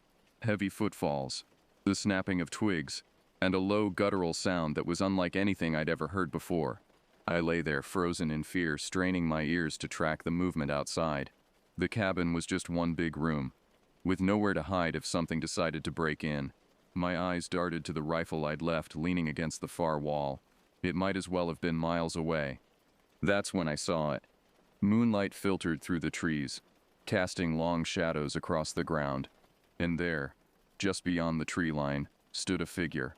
It was hunched over, but still unnaturally tall, with an odd loping gait and a massive head. Even from this distance I could see its eyes reflecting the moonlight, a sickly yellow-green that seemed to glow with an inner fire. And it was staring directly at the cabin, directly at me. My heart pounded in my chest as I watched the creature begin to move. Its steps were deliberate, steady, like a predator circling its prey. This was no panicked animal. This thing, whatever it was intelligent, and it was hunting me. I knew I wouldn't have time to reach the rifle before it got to the cabin, so operating on pure instinct, I did the only thing I could think of. I let out the loudest, meanest yell I could muster. "Get out of here," I roared, my voice cracking with fear and desperation. To my surprise, it worked. Sort of. The creature halted its advance, tilting its head to the side like a confused dog. For a brief moment, I dared to hope that I had scared it off. Then it let out a sound that froze my blood in my veins. It was a bone-deep snarl, filled with rage and hunger. But there was something else mixed in with it, something that chilled me to my core. It almost sounded like laughter, as if my pathetic attempt to scare it away was amusing. The creature took a few more steps forward, then stopped again. I used the moment of hesitation to lunge for my rifle. My hands were shaking so badly I could barely grip the weapon, but I managed to raise it and take aim. I didn't bother with a warning shot. I aimed straight for its chest and pulled the trigger. The sound of the gunshot was deafening in the quiet night. The creature howled, a sound of pain and fury that echoed across the lake. For a split second, I thought I'd done it. I'd wounded the beast, driven it away. Then it started running, straight at me. That was my breaking point. Terror overrode every other instinct. I turned, fumbled with the back door, and bolted into the woods. The creature's roars of rage followed close behind. I don't know how long I ran. Time seemed to lose all meaning as I crashed through the underbrush, tripping over roots and tearing my clothes on thorns.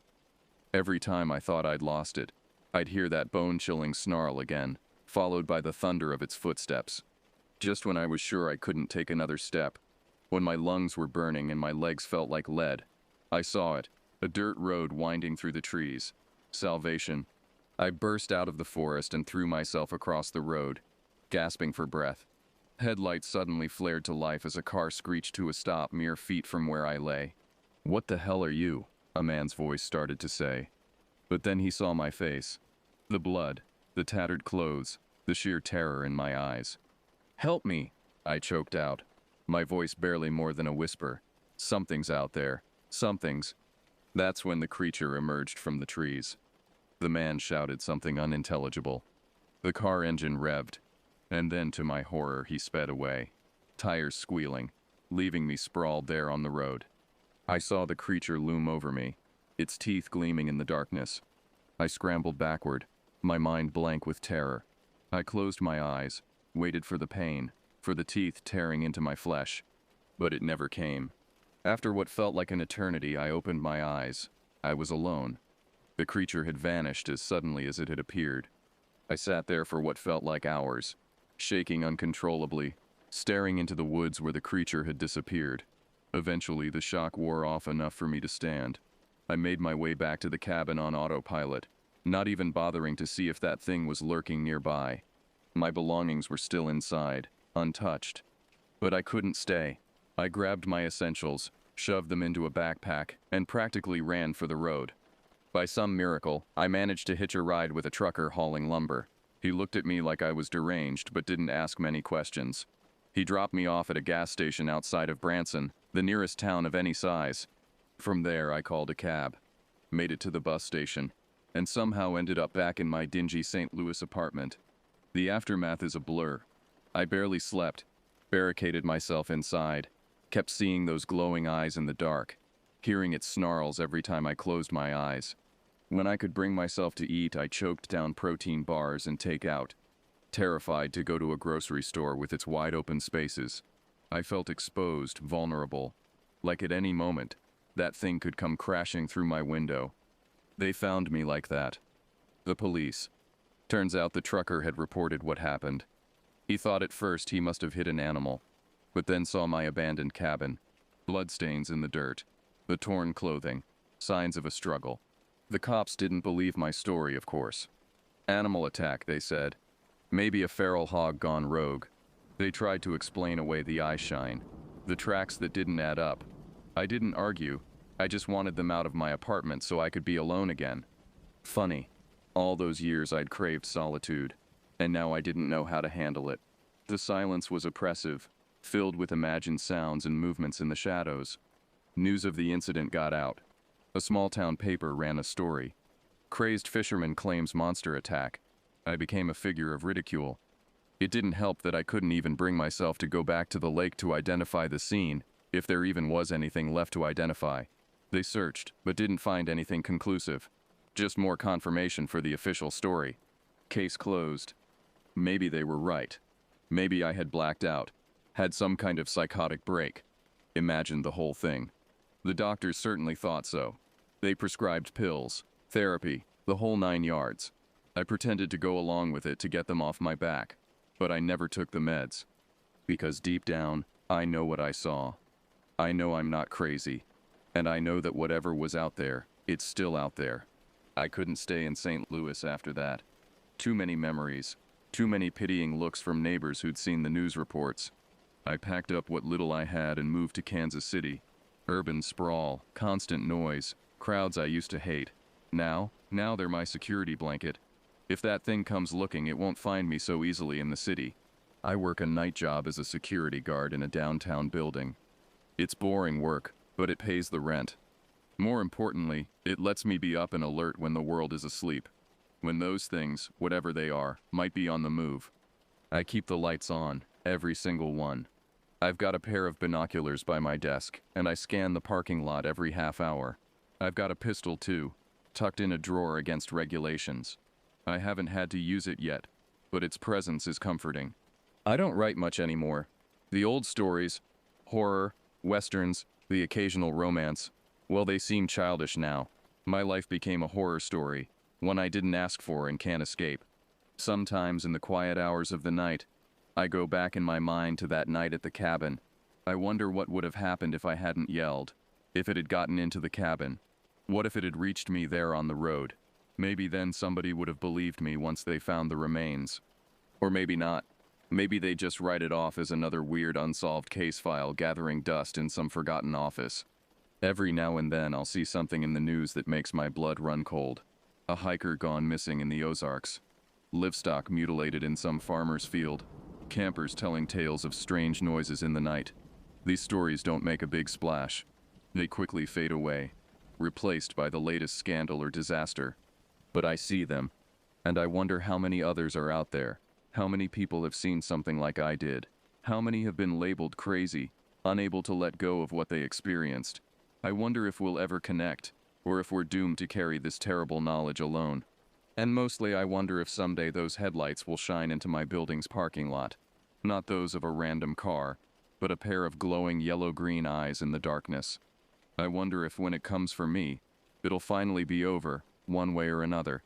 Until then, I'll keep watching, keep waiting, because I know the truth. The monsters are real, and they're still out there.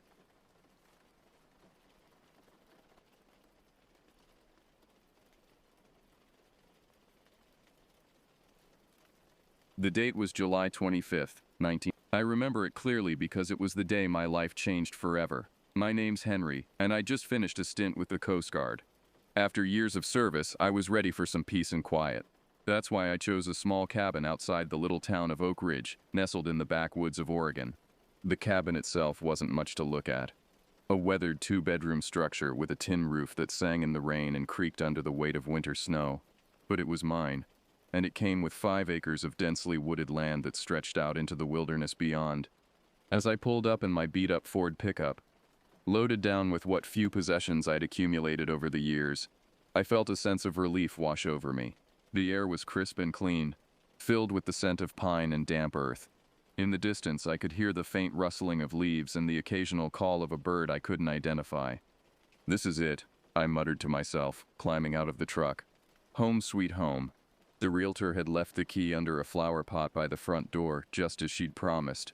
As I turned it in the lock, I couldn't help but feel a twinge of excitement. This was my fresh start, my chance to leave behind the rigors of military life and find some peace. The inside of the cabin was modest but comfortable. A small living room with a stone fireplace, a kitchen with appliances that had seen better days but still worked, and 2 bedrooms, one of which I planned to use as a study. It wasn't much, but it was more than enough for a man who'd spent the better part of a decade bunking on Coast Guard cutters. That first night, as I lay in bed listening to the unfamiliar sounds of the forest, I felt truly at ease for the first time in years. The solitude that some might find oppressive was a balm to my soul. Little did I know that this peace was merely the calm before a storm that would shatter my world and challenge everything I thought I knew about reality. The next few weeks passed in a blur of unpacking, settling in, and getting to know the rhythms of life in the woods. I spent my days fixing up the cabin, chopping firewood, and exploring the surrounding forest. The solitude suited me just fine, even if it did get a tad lonely at times. It was about a month after I'd moved in that I noticed the first sign that something wasn't quite right. One morning, as I was heading out to the old woodshed to grab some kindling, I stumbled upon a gruesome sight that stopped me dead in my tracks. There, just a few yards from the shed, lay the mangled carcass of a rabbit. Now, I'd seen plenty of animal kills before. It was part and parcel of living in the woods. But this This was different. The rabbit hadn't just been killed, it had been torn apart with a savagery that sent a chill down my spine. I crouched down to get a closer look, my stomach churning at the sight.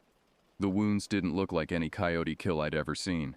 There were claw marks, sure, but they were bigger, deeper than anything I'd encountered in these parts before. Must be a mountain lion passing through, I muttered to myself, trying to rationalize what I was seeing. But even as the words left my mouth, I knew something didn't add up. Mountain lion sightings were rare in this area, and they certainly didn't leave behind half a carcass like this. Whatever had done this wasn't hungry, it was killing for the sake of it. I buried the remains of the rabbit, unable to shake the feeling of unease that had settled over me. That night, as I sat by the fireplace, my mind kept wandering back to the gruesome scene. For the first time since I'd moved in, the creaks and groans of the cabin and the rustling of the wind through the trees took on a more sinister tone. I tried to brush it off as paranoia, a holdover from my military days perhaps, but deep down a part of me knew that something had changed. The peace I'd found in these woods suddenly felt fragile, like a thin veneer covering something dark and dangerous lurking just beneath the surface. Little did I know, this was just the beginning. The true horror that awaited me in those Oregon backwoods was beyond anything I could have imagined. A few days after the rabbit incident, I heard the sound of tires crunching on the gravel driveway. It was a welcome distraction from the unease that had been gnawing at me. As I stepped out onto the porch, I saw a battered blue pickup truck pulling up. A man in his late 50s, with a weathered face and calloused hands, climbed out. "You must be the new guy," he called out, his voice gruff but not unfriendly. "Name's Tom. My family's owned the property next door for generations." I walked down to meet him, extending my hand. "Henry, nice to meet you, Tom."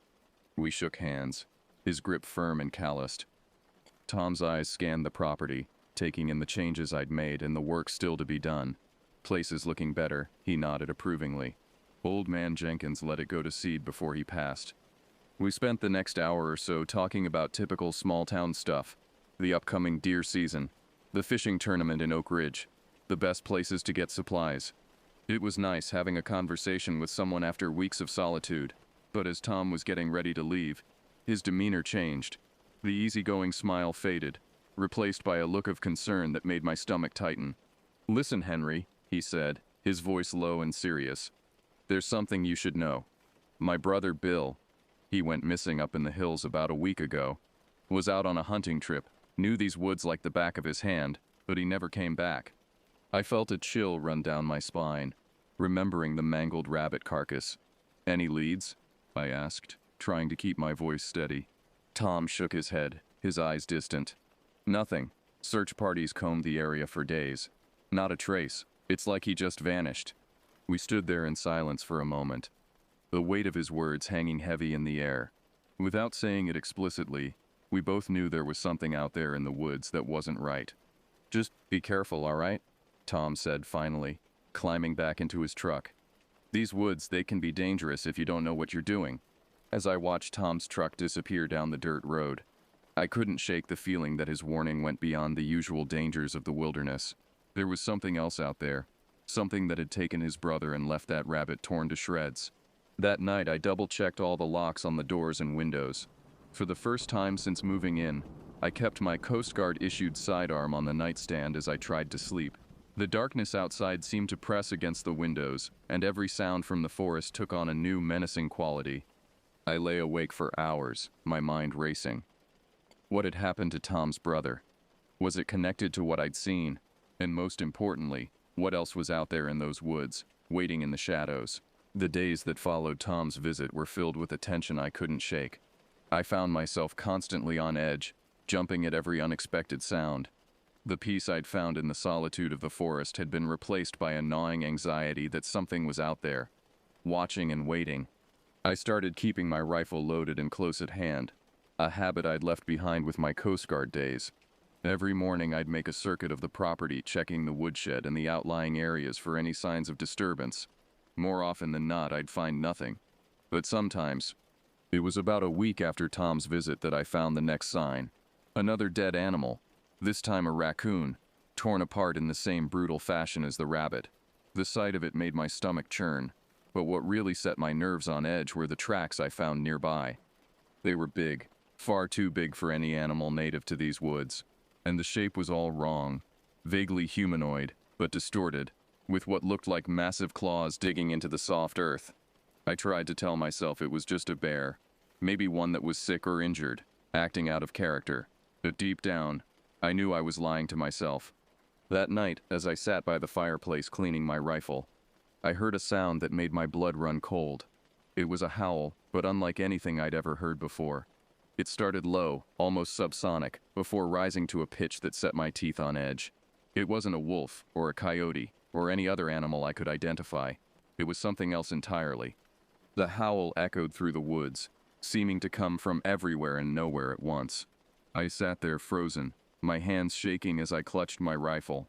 For a moment, I seriously considered packing up and leaving, heading back to civilization and never looking back. But something kept me there. Maybe it was stubbornness, or a misplaced sense of duty, or maybe, deep down, a part of me needed to know what was out there, to confront the unknown that was slowly closing in around me. As the days wore on, the signs became more frequent, more brazen. More dead animals, always torn apart with the same savage fury. Tracks that seemed to circle the cabin, coming closer each time, and always that bone-chilling howl in the night, a sound that haunted my dreams and left me waking in a cold sweat. I found myself sleeping less and less, spending my nights sitting by the window, rifle in hand, scanning the tree line for any sign of movement. The forest that had once seemed so welcoming now felt like a prison, the trees closing in, hiding God knows what in their shadows. It was during one of these sleepless nights that I saw it for the first time. A flash of movement at the edge of the clearing, just barely visible in the pale moonlight. For a split second, I caught a glimpse of something tall, hunched over on powerful legs, with matted fur that seemed to absorb the light around it. Then it was gone, vanishing back into the shadows before I could even raise my rifle. But that brief glimpse was enough to confirm my worst fears. There was something out there, something that defied explanation, and it was getting bolder. I knew then that things were coming to a head. Whatever this creature was, whatever game it was playing, it was escalating, and I had a sickening feeling that I was nearing the end of its twisted game. The night it all came to a head started like any other in those tense, fear-filled weeks. I was sitting in my usual spot by the window, rifle across my lap, straining my eyes to penetrate the darkness beyond the glass. The moon was just a sliver in the sky, casting barely enough light to see the edge of the clearing. It was around 2 in the morning when I heard it, a scratching sound from the roof. So faint at first I thought I might be imagining it, but then it came again, louder this time, followed by a low guttural growl that made the hairs on the back of my neck stand up. My hands tightened on the rifle as I slowly stood up, every muscle in my body tense. The scratching continued, moving across the roof towards the back of the cabin. Whatever it was trying to find a way in. Suddenly there was a loud thump from the front porch, like something heavy landing on the wooden planks. The front door shuddered in its frame as something slammed against it. The barricade I'd hastily constructed held, but I knew it wouldn't last forever. Heart pounding, I backed away from the window, trying to keep all the possible entry points in view. The windows were next. I heard the splintering of wood from the back room as something tore at the boards I'd nailed over the glass. There was no time to think, only to act. I grabbed my go bag, a duffel filled with supplies I'd prepared for just such an emergency, and made a dash for the cellar door. This old place had a storm shelter, a relic from the previous owners that I'd never been more grateful for than at that moment. I barely got the heavy metal door shut behind me when I heard the sound of glass shattering upstairs. The creature was in the cabin. I huddled there in the musty, damp darkness of the cellar, my rifle clutched to my chest, listening to the sounds of destruction above. The screams were the worst part. Not mine. I was too terrified to make a sound, but high-pitched, desperate screams that I realized with a sickening jolt were coming from the rabbits in the yard. The creature was hunting, tearing through anything alive it could find. Then abruptly, silence fell. A silence somehow more terrifying than the chaos that had preceded it. Each passing minute was agony, as I strained my ears for any sound, any clue as to what was happening above. I don't know how long I stayed there, huddled in that dank cellar. It might have been an hour, it might have been 3. Time seemed to lose all meaning in the oppressive darkness. Eventually, I couldn't take it anymore. I had to know what was out there. With trembling hands, I reached for the cellar door. My other hand white-knuckled around the grip of my rifle. Slowly, agonizingly, I pushed the door open just a crack, peering out into the cabin above.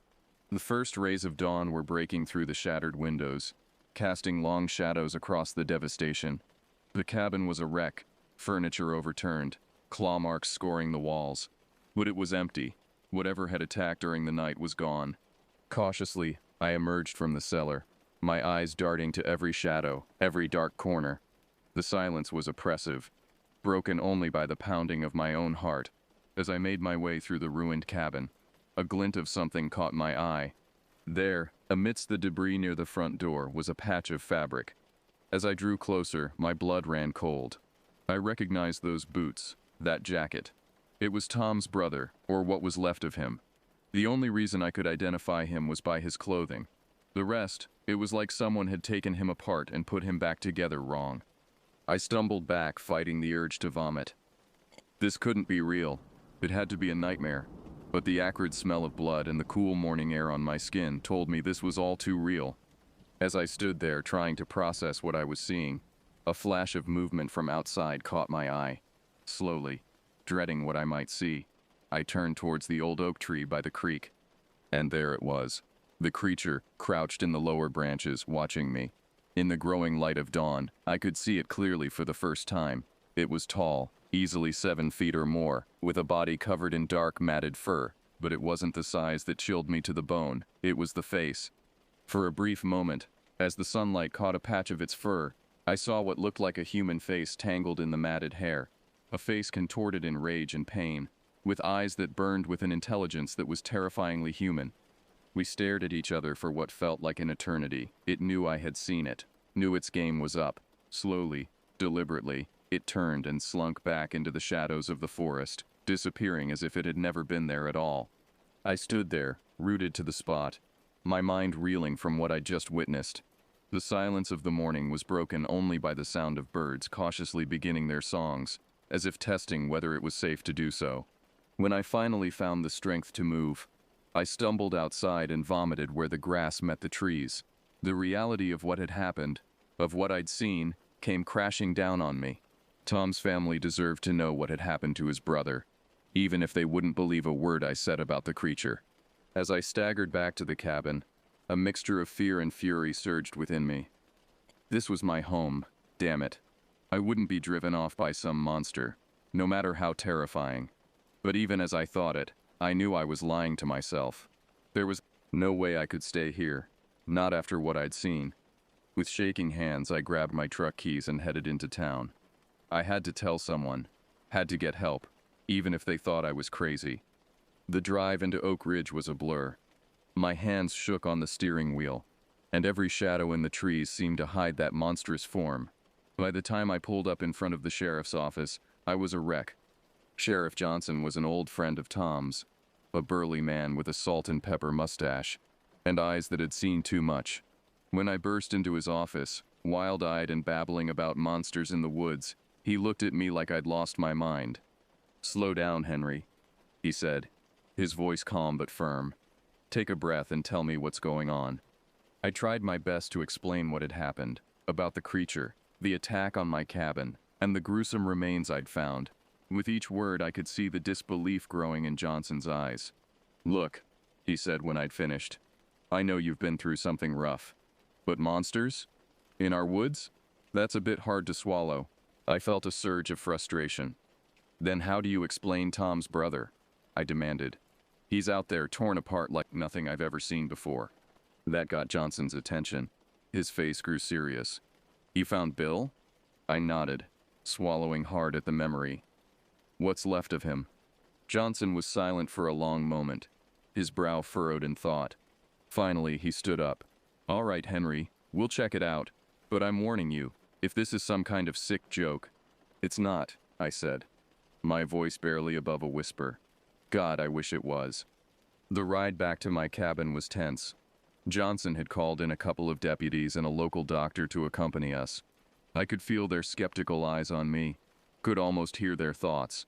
They thought I was crazy, or worse, that I had something to do with Bill's disappearance. As we pulled up to the cabin, I felt a chill run down my spine. The place looked different in the harsh light of day, the destruction even more evident. Johnson and his deputies approached cautiously, hands on their holsters. But when we reached the spot where I'd seen Bill's remains, there was nothing there. No body, no blood, not even a scrap of clothing. I stood there, mouth agape, as Johnson and his men searched the area. "I don't understand," I muttered, my mind reeling. "It was right here. I swear it was right here." Johnson's face was grim as he turned to me. "Henry, there's nothing here. No body, no signs of a struggle, nothing." I could see the doubt in his eyes, in all their eyes. They thought I was lying, or worse, that I'd snapped. I tried to explain about the creature, about the claw marks and the destruction inside the cabin, but my words sounded hollow even to my own ears. The doctor, a kind-faced woman named Dr. Reeves, approached me cautiously. "Henry," she said gently, "I think you might be suffering from some kind of stress-induced hallucination. Why don't you come back to town with us? We can get you some help." I wanted to scream, to make them understand that I wasn't crazy, that there was something out there in those woods. But as I looked at their faces, I realized it was useless. They would never believe me, not without proof. As Johnson and his deputies conducted a half-hearted search of the surrounding area, Dr. Reeves tried to coax me into going back to town with them, but I couldn't leave. Not yet. Whatever that thing was, it was still out there, and I had a sickening feeling that it wasn't done with me yet. In the days that followed, a search party was organized. Despite their skepticism, the disappearance of Tom's brother couldn't be ignored. Cops, hunters, and volunteers from Oak Ridge combed the woods, looking for any sign of Bill or the creature I described. I went with them, of course. Part of me wanted to find the creature, to prove to everyone, and maybe to myself, that I wasn't crazy. But another part, the part that remembered those glowing eyes and that twisted, almost human face, screamed at me to get as far away from those woods as possible. We followed the tracks as best we could, deeper into the forest than I'd ever ventured before. They were easy enough to spot once you knew what to look for, massive and misshapen, leading us on a twisting, nightmarish path. As daylight began to fade on the third day of searching, a sense of dread washed over the group. We were in the creature's territory now, intruders in a domain that belonged to something ancient and malevolent. It was Zeke, a grizzled old mountain man who'd lived in these parts his whole life, who spotted it first. He pointed to a hollowed-out log up ahead, his weathered face pale in the fading light. "There's something in there," he said, his voice barely above a whisper. Everyone froze. I heard the unmistakable click of safeties being disengaged, the metallic echo sharp in the cool evening air. I held my breath, waiting for the inevitable, for that monstrous form to come bursting out of the log, all claws and matted fur and rage. But nothing happened. After what felt like an eternity, Zeke moved forward cautiously, his rifle raised. He peered inside the log, then let out a curse that hung heavy in the air. Inside, we found the remains of a deer, freshly mangled in that same brutal way I'd seen before. But it was what we found next to it that turned my blood to ice. Tucked into a side pocket of a tattered backpack, as if placed there with horrifying precision, was a human hand, severed at the wrist. I recognized the ring on one of the fingers. It had belonged to Bill. Terror rippled through the group. This wasn't just a predator we were dealing with. It was something else entirely. Something that killed not for food or survival, but for sport. Something that was playing a sick game with us. Some of the volunteers bolted right then and there, making a break for the relative safety of town. I couldn't blame them. Part of me wanted to run too, to leave these cursed woods behind and never look back. But I couldn't. Not yet. Whatever this thing was, it had to be stopped. And somehow I knew that I was the only one who truly understood what we were up against. As night fell and we made our way back to Oak Ridge, I couldn't shake the feeling that we were being watched. Every snapping twig, every rustle of leaves seemed to carry the promise of teeth and claws in that terrible twisted face. We stumbled into town long after dark, weary and shaken to our cores. The folk who'd stayed behind stared at us with wide, fearful eyes, desperate for news but afraid of what we might tell them. There wasn't much to say. How could we explain the horror we'd seen, the palpable evil that now stalked the woods they'd called home for generations? In the days that followed, more disappearances were reported. Hikers, the occasional unlucky hunter, even a couple of kids who'd wandered too far from home. Each time, the searches would turn up nothing but scraps of clothing, and those same massive misshapen tracks. The fear in Oak Ridge was palpable. People started locking their doors at night, something that had never been necessary before. Parents kept their children close, and the woods that had once been a place of beauty and solitude became a no man's land, avoided at all costs. Through it all, I couldn't shake the feeling that this was somehow my fault. That by coming to these woods, by disturbing whatever fragile balance had existed before, I had awakened something that should have remained dormant. One night, about a week after our grisly discovery in the woods, I woke to the sound of scratching at my door. My blood ran cold as I reached for my rifle, my heart pounding in my chest. But when I opened the door, rifle at the ready, there was nothing there. Nothing, that is, except for a small scrap of paper nailed to the doorframe. On it, scrawled in what looked disturbingly like dried blood, were two words that chilled me to my very soul. Come alone. I knew then that the endgame had begun. Whatever this creature was, whatever sick game it was playing, it was time for a final confrontation. And I had a sickening feeling that only one of us would walk away from it. The decision to go into the woods alone was both the easiest and hardest I'd ever made. Easy, because I knew it was the only way to end this nightmare once and for all. Hard, because I knew there was a good chance I wouldn't be coming back. I left a note for Sheriff Johnson, explaining where I'd gone and why. I didn't expect him to believe me. Not really, but I hoped it might at least point them in the right direction. As I stepped into the forest, rifle in hand and pack on my back, I felt a chill that had nothing to do with the cool night air. The woods were eerily silent, as if every living thing was holding its breath, waiting to see what would happen next. I walked for what felt like hours, following a path that seemed to appear before me and vanish behind me. The deeper I went, the more the forest changed. The trees grew taller, older, their branches twisting into shapes that seemed almost deliberate, almost mocking. Finally, I emerged into a clearing I'd never seen before. In the center stood an ancient oak tree, its trunk easily 10 feet across. And there, perched on one of its massive branches, was the creature. In the pale moonlight, I could see it clearly for the first time. It was even more horrifying than I remembered. Its body was a patchwork of fur and skin, as if it had been stitched together from different animals, and possibly humans. Its face was a twisted parody of humanity, with eyes that glowed with an intelligence that was terrifyingly familiar. "You came," it said, its voice a guttural growl that somehow formed words. "I knew you would."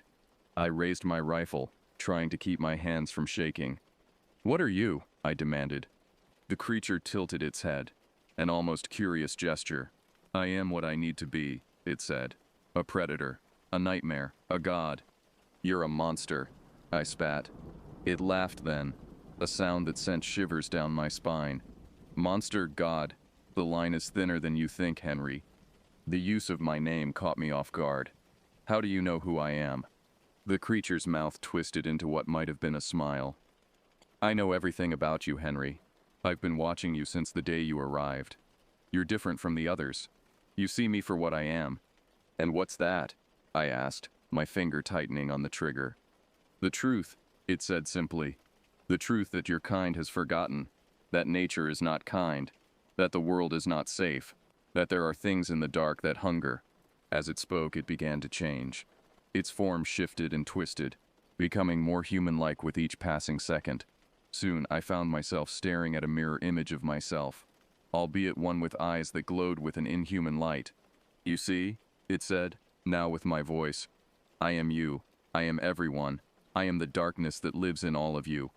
I fired then, the sound of the shot echoing through the clearing. The creature, my doppelganger, stumbled back, a look of surprise on its face. But there was no blood, no wound, just a small hole in its chest that quickly closed up. It laughed again, a sound that was equal parts amused and disappointed. "Oh, Henry, did you really think it would be that easy?" What followed was a nightmare beyond anything I could have imagined. The creature attacked with a speed and ferocity that was inhuman, shifting forms with each blow. One moment it was me, the next it was Tom, then Bill, then shapes I couldn't even comprehend. I fought back with everything I had, emptying my rifle, then resorting to my hunting knife when the bullets ran out.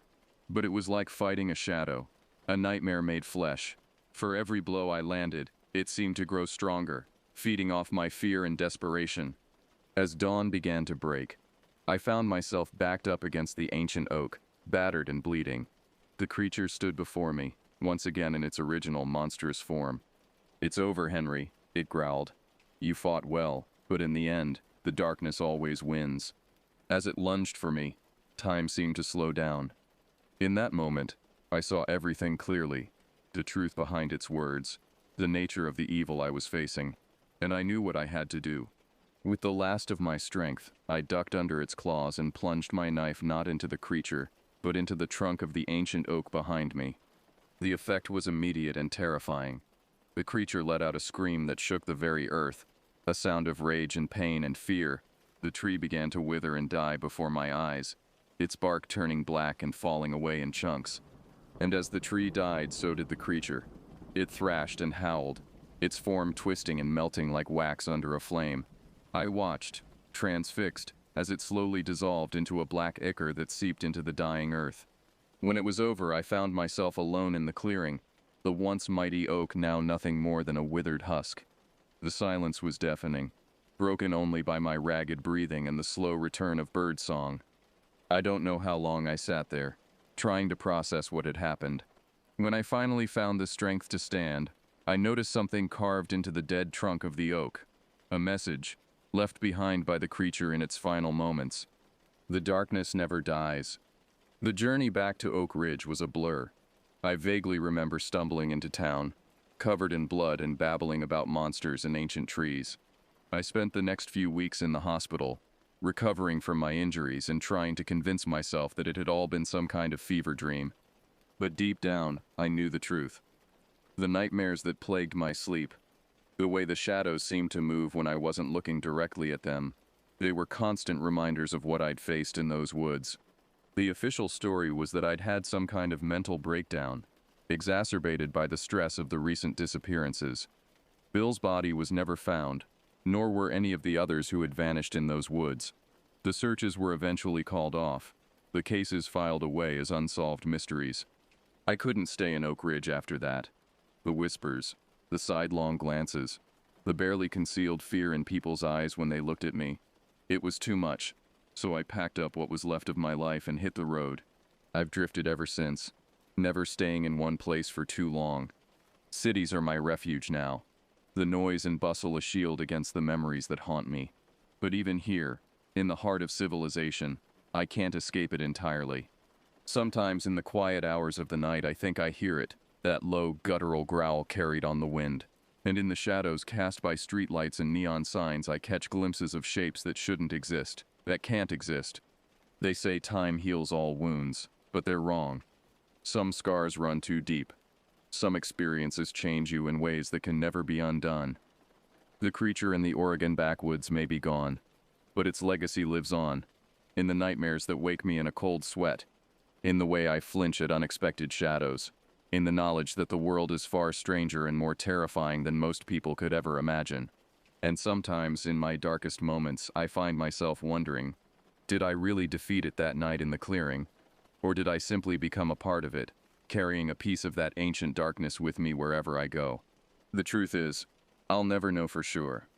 All I can do is keep moving, keep running from the shadows of my past, and hope that someday, somehow, I'll find a way to leave the darkness behind for good. But deep down, I know better. Because if there's one thing I learned in those Oregon woods, it's this. The darkness never truly dies. It just waits for its moment to rise again.